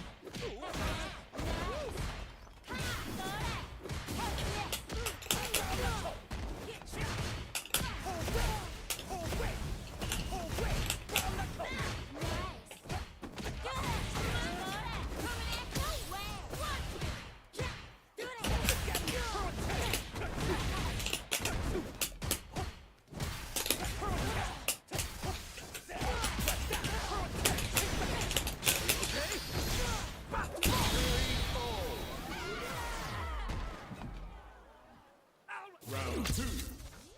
Fight.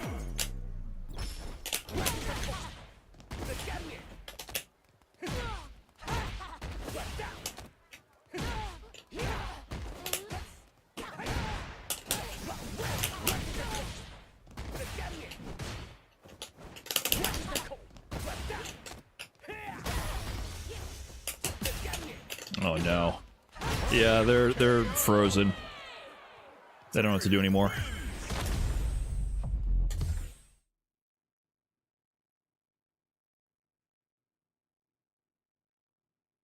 You should listen to Justice, the French house band.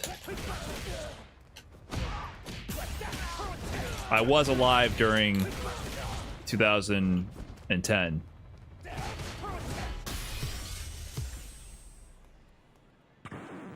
Now, Find a new rival. Your cross cuts are crispy. Any tips? Thank you. I do have a whole video on it. You have to. I practice. I have drills to practice it, and you have to know when to do a crosscut half circle motion and when to do a delay same side DP or new side DP. Basically, you have to differentiate those two scenarios and then practice with the drill.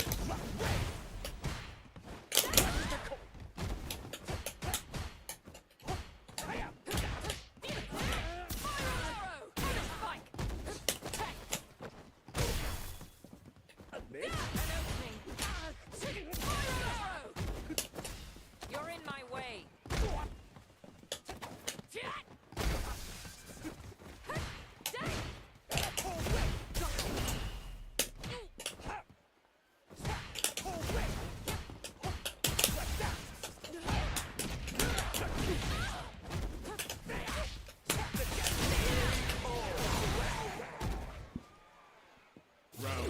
It's on the main channel.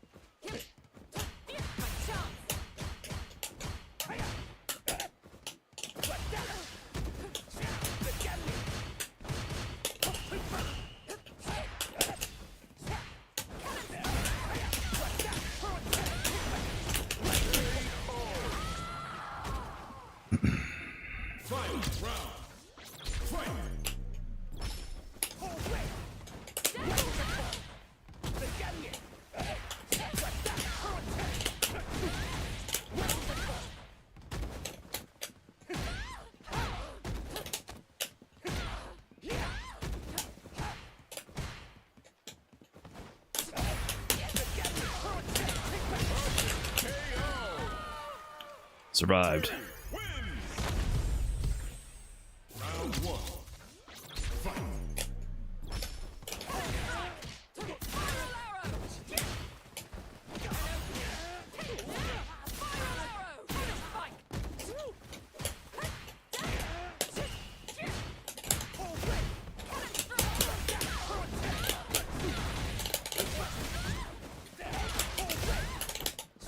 Whoops. Woo!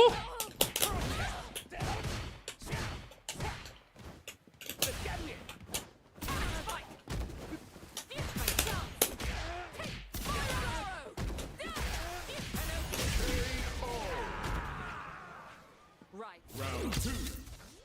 Fight.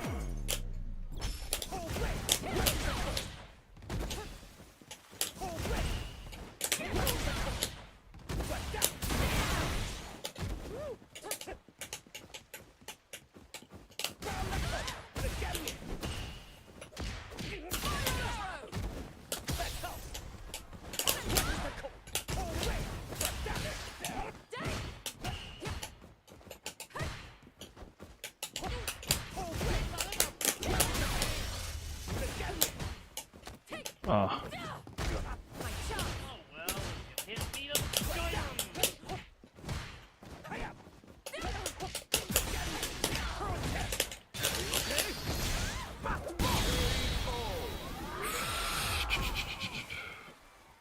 Final round.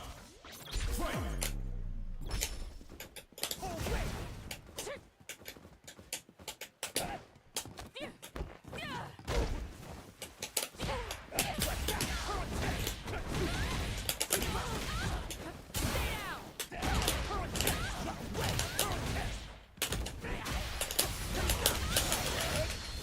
I will take that. I will take that. Terry wins. I think that's a PB. 2029. Listen, I don't want to have too much of a good thing. I think I played well today. I think I learned things. I'm gonna say successful ranked session. I'm gonna say that. I'm gonna call it quits there. 229. Okay, not bad, not bad, not bad. Not bad. It's not always successful, but I think this strategy helps a little bit. It helps a little bit. I did lose some upsetting sets. I hate, or I shouldn't say I hate, but Crimson Jaguar, I got to figure that out. I feel flustered every time I play him. But even just watching that replay, I feel like I at least have something actionable to try in the future. But anyways, that's what I've been trying to do. Now, I still been losing my mind off stream for sure. I've been losing my mind when I play off stream.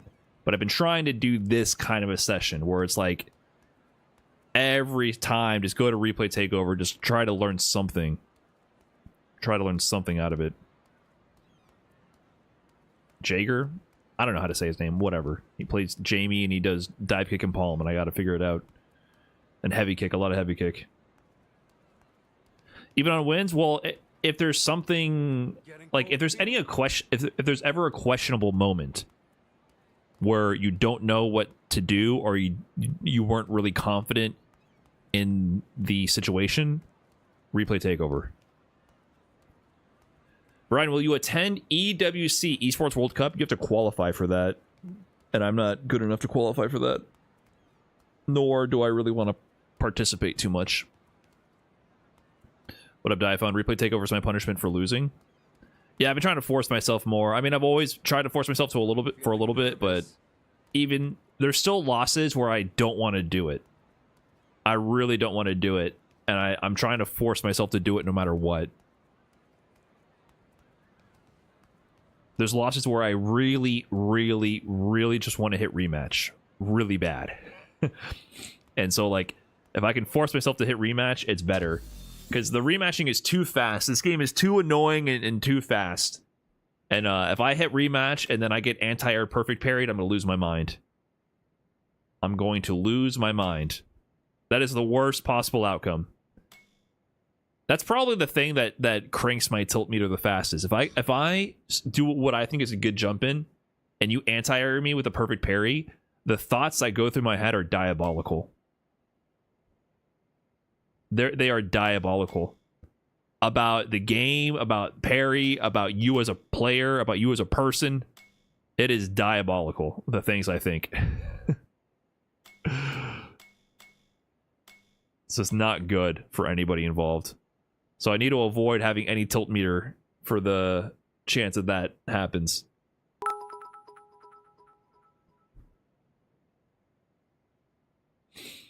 But Bajar Klinger, thanks for the 100 bits.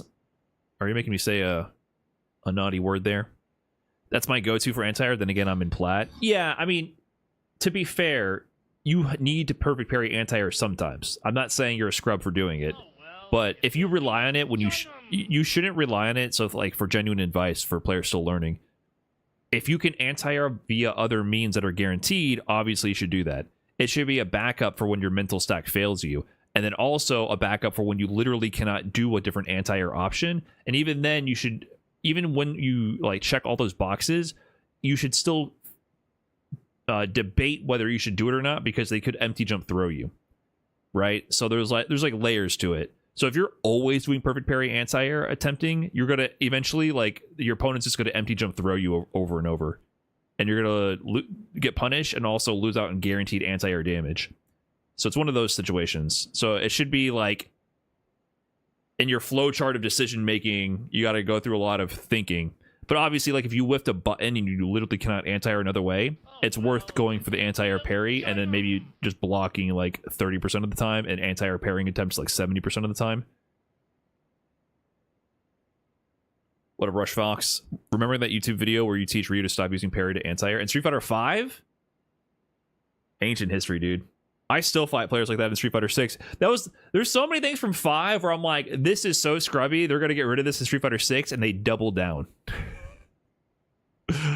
Man, anti-air parry from Ryu is such a crush for Ryu players who can't anti-air, and they just made it universal. And I'm just like, why? Why? And then I distinctly remember at the end of Street Fighter V, I was like, you know, I respect the ability of like Karen and Ken players to hit confirm low, but I'm not gonna miss being stuck glued to down back while they dance in my face fishing for a low confirm.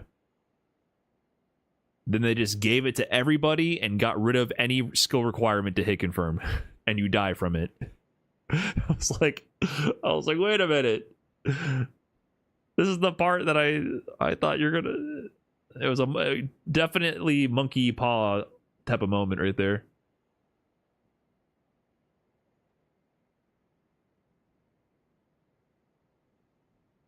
But to be fair, you know, it does cost 3 bars, so Capcom knows what they're doing.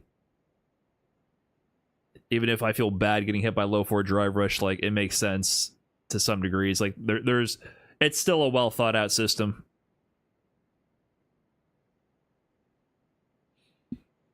Because, you know, the problem with the other one is that it was meterless. People can just do it forever. And so the good players would just do it forever. It feels bad literally every time. Yeah, every time you get hit by a low 4 drive rush, it feels terrible. And then when I hit them, I mean, I am thinking, like, I guess I'm not thinking, like, cool, I hit them, I'm so smart. All my brain starts doing is starts crunching numbers based on the resources for the combo route. So, I don't really even feel good about the hit. I feel more good about my decision after the hit.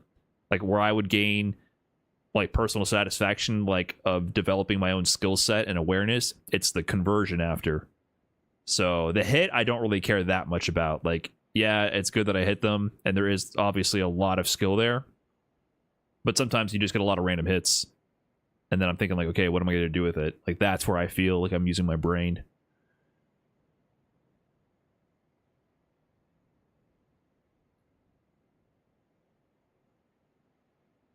I feel good when I call it a shimmy. I don't feel good when they call it my shimmy. That's why you got to do shimmy to low parry on their wake up. What's more skillful to you, Brian? Shimmy or crouch tech? What do you mean? Like, those are two different sides of the same interaction. I think you have to rephrase that. Like, what throw system takes more skill to interface with? Like Street Fighter 4 style crouch tech or Street Fighter 5 and 6 style throw with?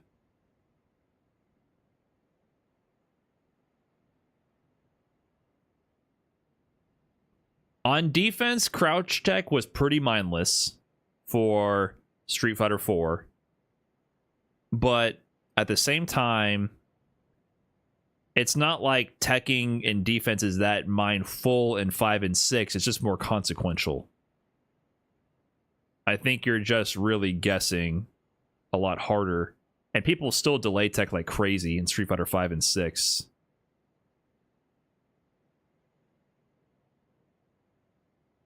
And you can't really compare these either because crouch tech is so intertwined with the Street Fighter 4 combo system. You can't even compare them because the magic sauce to Street Fighter 4 is that the frame data was on random select and there was an infinite number of combo routes and variations, but it was all character specific jank and really hard to execute. Some of them really easy, some of them really hard. It didn't. That was the secret sauce, like that you could hit confirm. You could hit confirm anything if you had the execution for it, but most players would just drop their combos. So you can't really even compare it.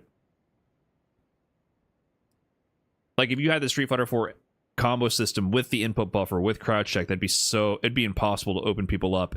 You get hit by one crouch and light kick and you just die, and the opponent never drops the combo.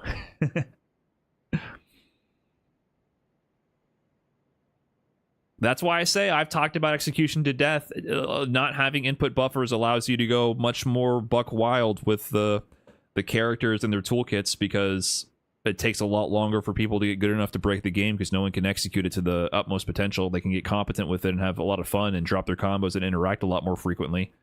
When people don't drop combos as often, you have to really rein in your design and really lock it down. Or else it's degenerate as fuck. Imagine Street Fighter 4 input buffer, everyone doing Sako, Evil Ryu type loops forever. every single hit, never dropping. That would be so boring. It would be awful. But because they don't have that, you can clearly see the difference between all the different players, and you actually get a ton of variety in that way. So you just can't compare it. In the post-input buffer era, the design has to be intentional and has to be on point, or else the player population will exploit your lack of foresight fast, and it will get bad for the player population.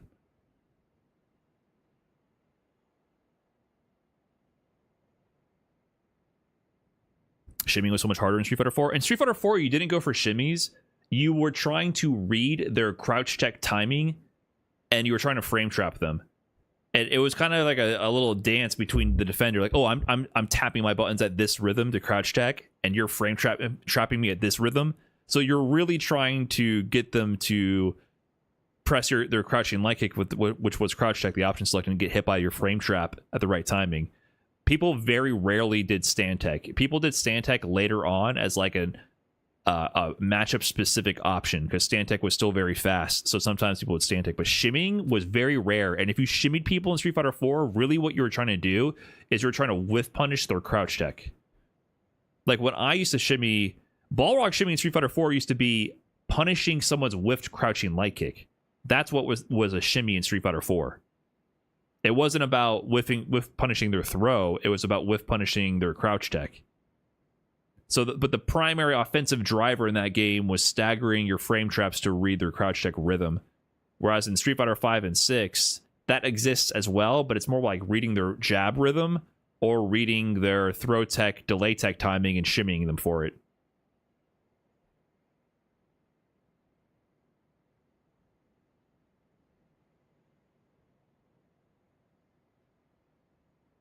So, very different games. You can't compare the systems in a vacuum.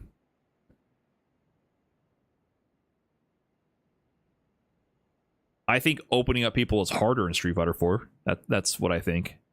Way harder to open them up.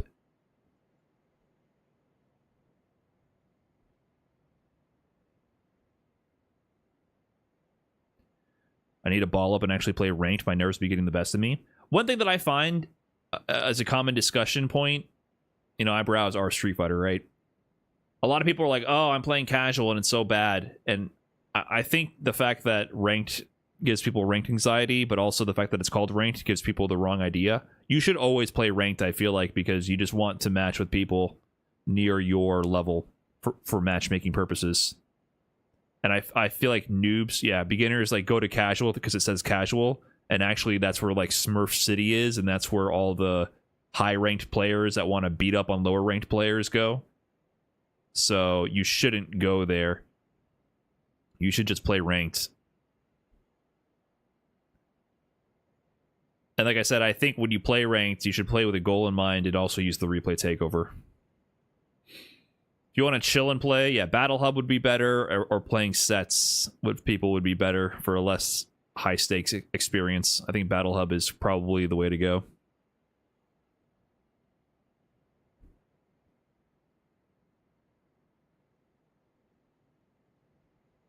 There are people who get master and just brawl in Battle Hub, right?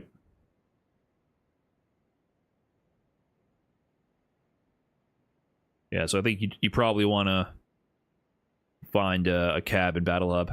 I take Xanax. Okay, you can do that as well. That's the Twitch chat is saying should go to Battle Hub and use the social features to properly connect with other players and enjoy a low stakes environment to properly work on your sets and engage in the gameplay of Street Fighter 6. And then YouTube chat is like, I take Xanax. I just do drugs, dude. Come on. That's the secret. Everybody knows that. What up, Metal Cat?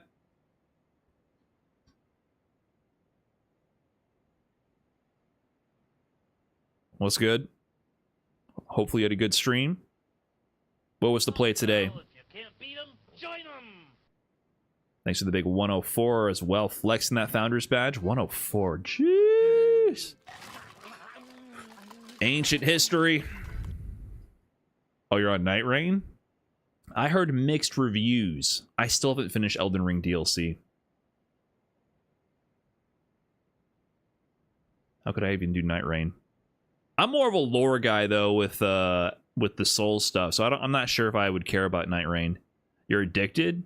Do you play with like people you know, like a party, or is it like you're doing matchmaking, dropping in? Joey Beats, thanks for the Prime. Yeah, I played a lot of Shadow of the Erdtree, but I think I got like 60% of the way through and then got busy and I never went back.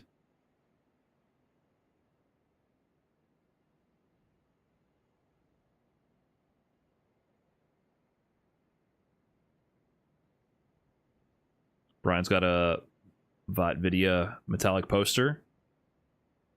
I wish. That seems like a dope thing to shill. When I watch his videos, which is why I need to finish the DLC so I can catch up on the whole season of videos, he gets to do cool sponsors with cool things. Because I feel like when he shills those metallic posters for different, Displate, I think it is. Is that the brand? It looks actually kind of nice, and it seems relevant to his audience, and it's like, that must be nice, where you can shill a product and get paid for it, and it's something they probably want to buy. Must be nice.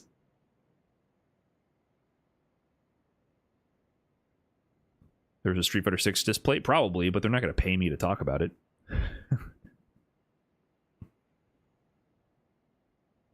I had nothing on my walls for 5 years. You think they're going to like go to this guy? And it's a miracle I have shelves back there these days. I used to just have a couple of empty boxes and an arcade stick in the background.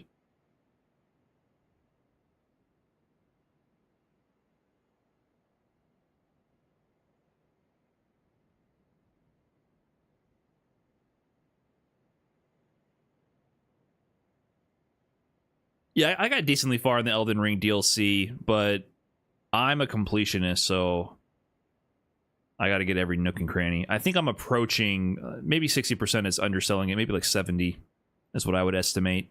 Obviously, I've been spoiled a little bit about how the ending goes, but I haven't like fully watched a playthrough or watched any lore videos. It's not terribly long. You underestimate my ability to walk over every corner of the map. Try to get every weapon. More like I just try to explore every area. I don't switch my gear up. I collect all the weapons I can, but then I don't switch to anything. I guess some of the new spells are pretty busted. I do a faith strength build, so some of the spells in the DLC were pretty busted, so I added them.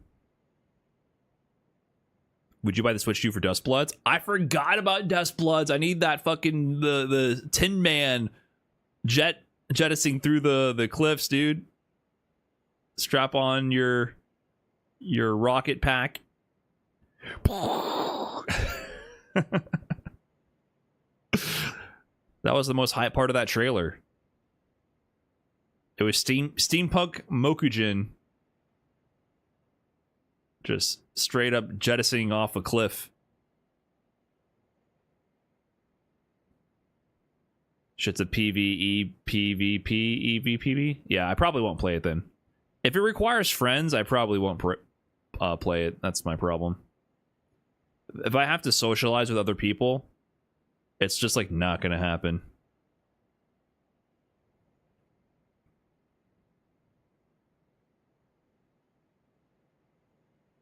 Not that that's bad to do, it's just that I'm a little bit of a hermit, so.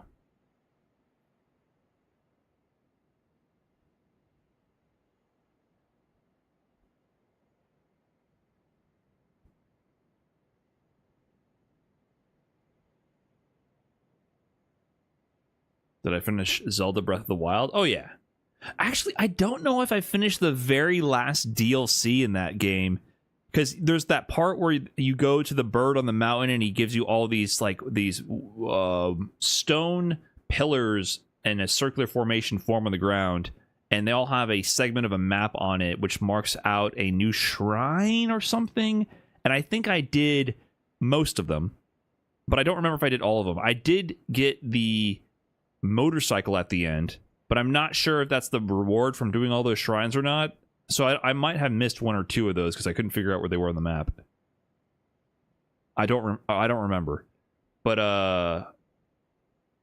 as far as Tears of the Kingdom, I didn't do all the Koroks. I got close, but I gave up. I saw 3 minutes of the new Donkey Kong, and it didn't look very good. Is it actually good? I saw IGN give it a 9. I would like to want a Switch 2. You know what I mean?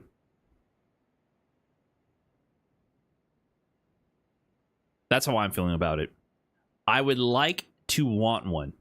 But currently, I just don't feel like I'm going to spend any time playing Mario Kart.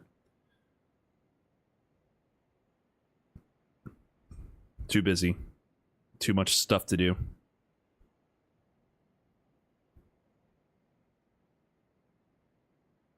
I mean, I think that's just what happens when you get older. You just feel like you should be doing something. It has Street Fighter 6. You're on to something. Obviously, if I got a Switch 2, I would obviously do some sort of Street Fighter 6 content with it. Like reviewing Switch 2, Street Fighter 6 experience, getting a new account, whatever. I would do something, obviously, like play with the Joy-Cons.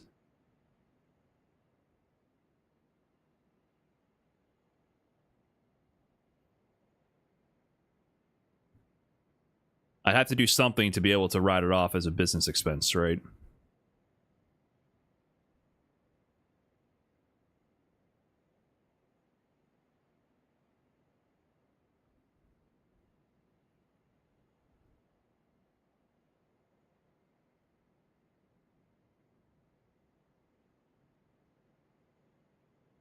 You've been enjoying Wind Waker?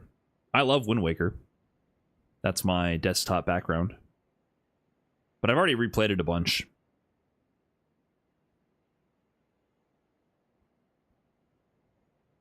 Does your current Nintendo Online subscription apply to Switch 2, or do you have to like redo all that? I just got billed for that today, and I have not played Switch Online in a while. Ooh. Why am I paying for that? It's the same. Thoughts on Claire Obscura Expedition 33? I hear some people like it, which is wonderful.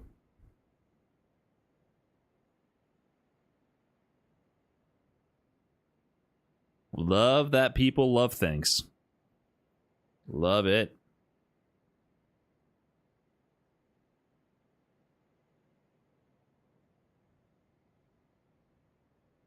Might be the best game this generation.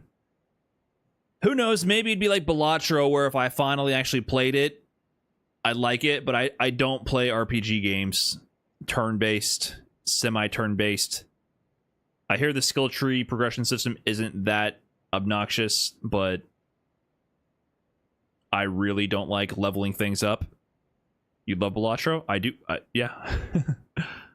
I would love Balatro. You're right. You are correct.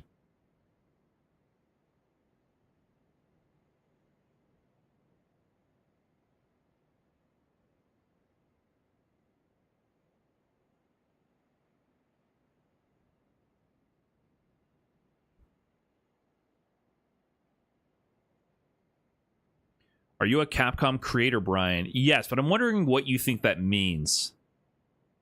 I am a part of the Capcom creator Twitch stream team and part of a mailing list where I get updates about Capcom related products coming out.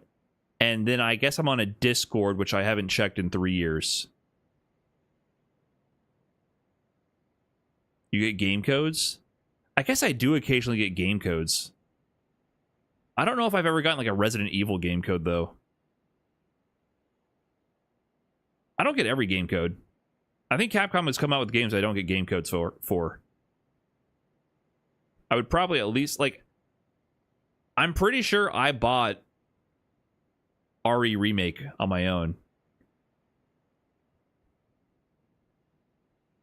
You have to request them? Is that what it is? Maybe I haven't. Maybe I should read the Discord.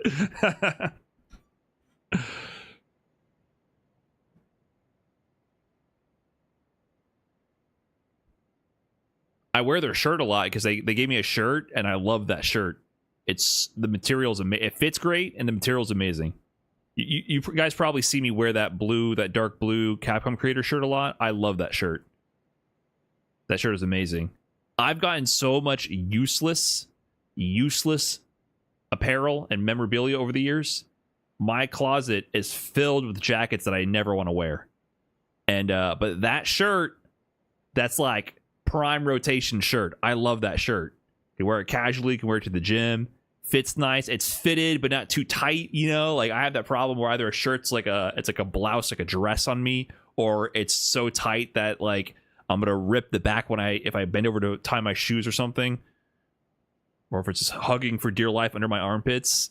Like it's hard for me to find a good shirt. Or it shows my belly, you know, it doesn't like go long enough on my torso. But that shirt checks all the boxes. I will try to restream Blink Respawn, but I work tomorrow. So if they're doing pools tomorrow during the day, I'm not going to restream it.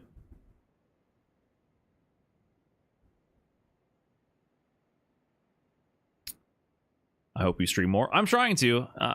I'm trying to make it more frequent. What about is this the... I'm not going to lie. I've never phonetically read that name in my brain once. Uma Musune?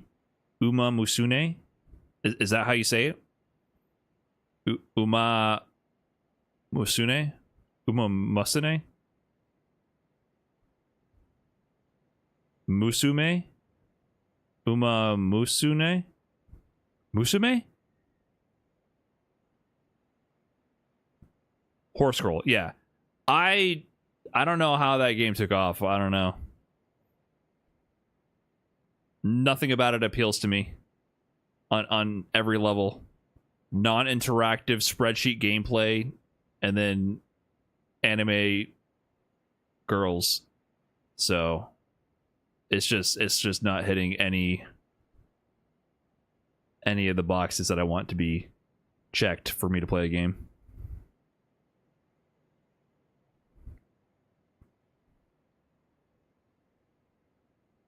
And it's gacha, so.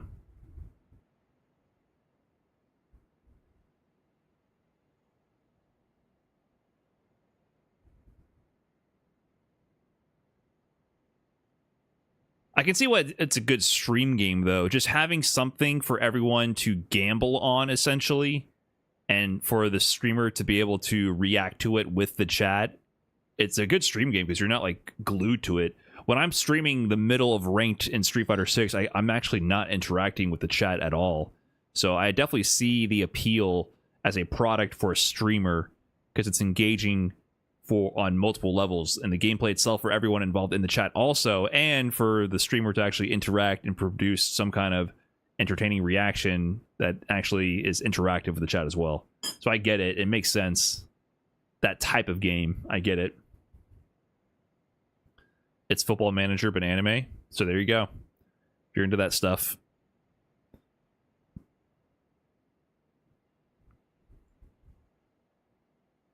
Wake Up Reversal, thanks for the 3 months. What do I do with the trash? Adam, you're not going to Blink Respawn? Or are you? Have you been to the DR? I don't think you've ever been, right?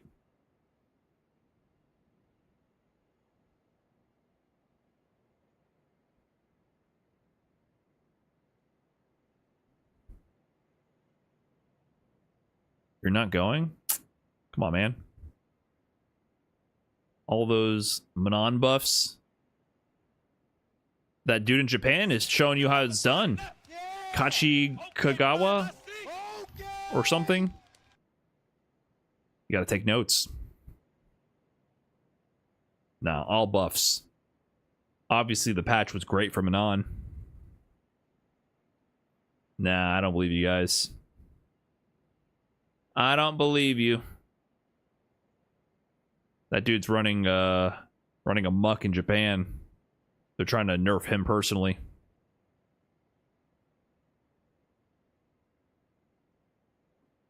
Akutagawa. Thank you. Sloppy Bottom 98. Akutagawa.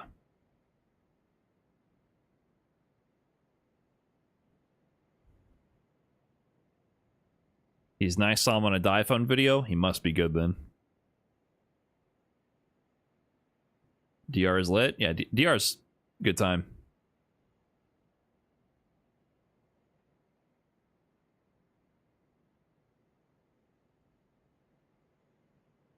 Kutagawa couldn't make it to Topanga top 8.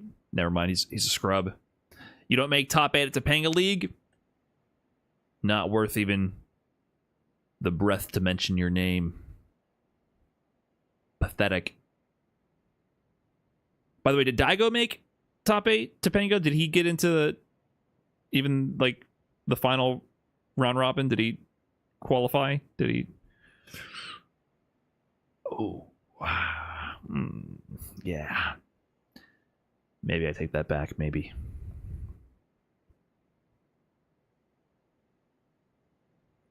Do I have any DLC character wishes? And anything you want them to bring with them? Not really. I just want the characters to look sick. I think overall they've done a pretty good job. I think Season 2, though, was definitely weak.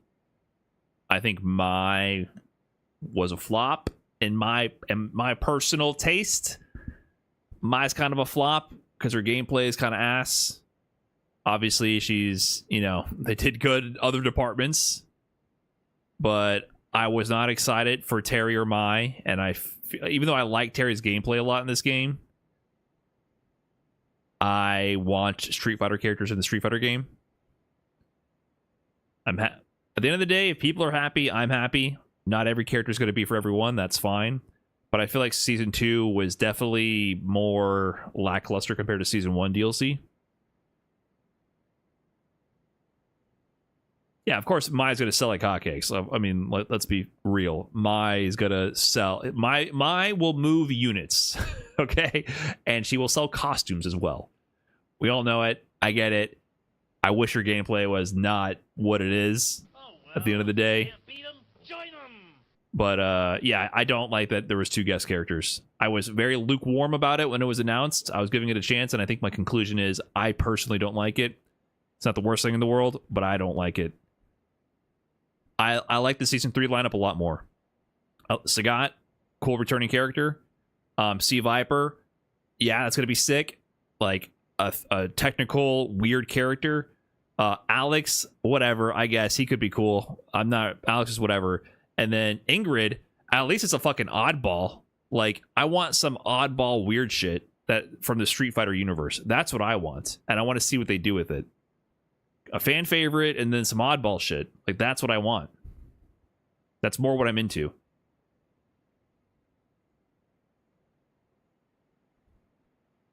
Bison was kind of cool, but ended up playing Street Fighter 60. Elena is interesting at least, but it's like she doesn't exist, which is the problem with a lot of the game right now, is that you got to play the game. So that's the other issue.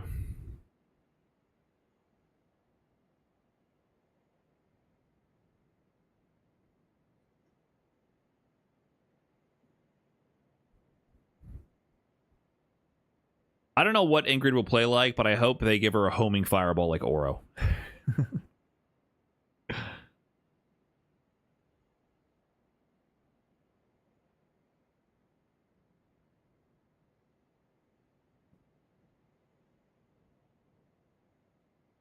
And didn't they make her like older in this version? Dumb LOL, thanks for the prime. And how you duking with the 2 months? Thank you. She looks totally different. I can't tell if they like aged her up or scaled her up.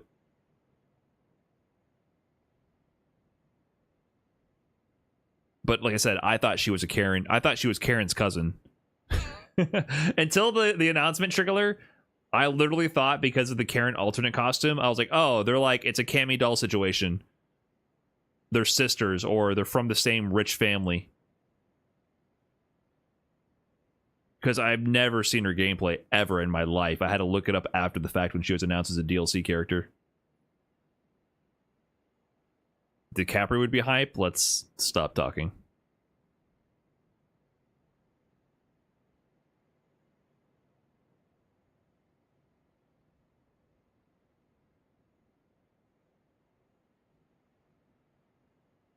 What was the point of DiCaprio? Why was she was she the final character in Street Fighter 4? She was, right? After all of the cross-Tekken characters were added? Or was she before the cross-Tekken characters were added? I'm forgetting the timeline. You know, I saw the announcement trailer for DiCaprio live in person at Final Round 2014? 15?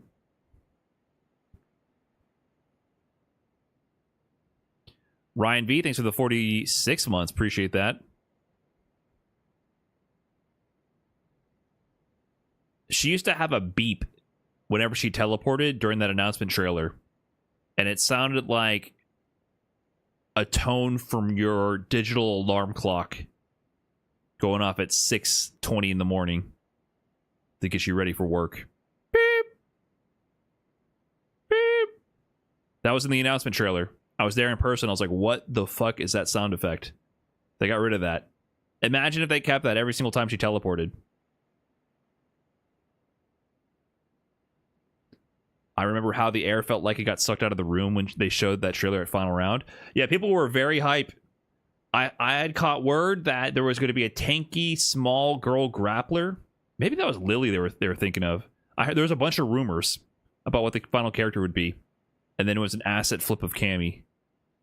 People were kind of hyped, though. I mean, there was all those teleports and things of that nature. There were a handful of interesting things. So it's not like I'm going to say that there was nothing cool going on, but it was still a Cammy asset flip. So, yeah. That was the last character, right? I really can't remember. It makes me wonder, like, why did they do that? Why even add her? What was the reason?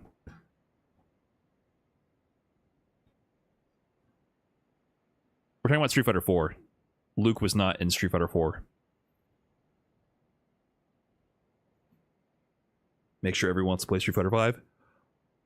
Maybe. I forget the timeline. All right, guys. That's it. I'm going to pack it up. Thanks for hanging around. Pretty good stream.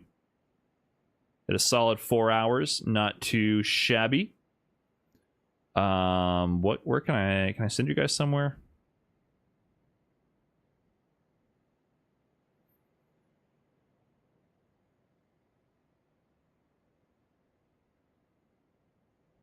It's too much pressure.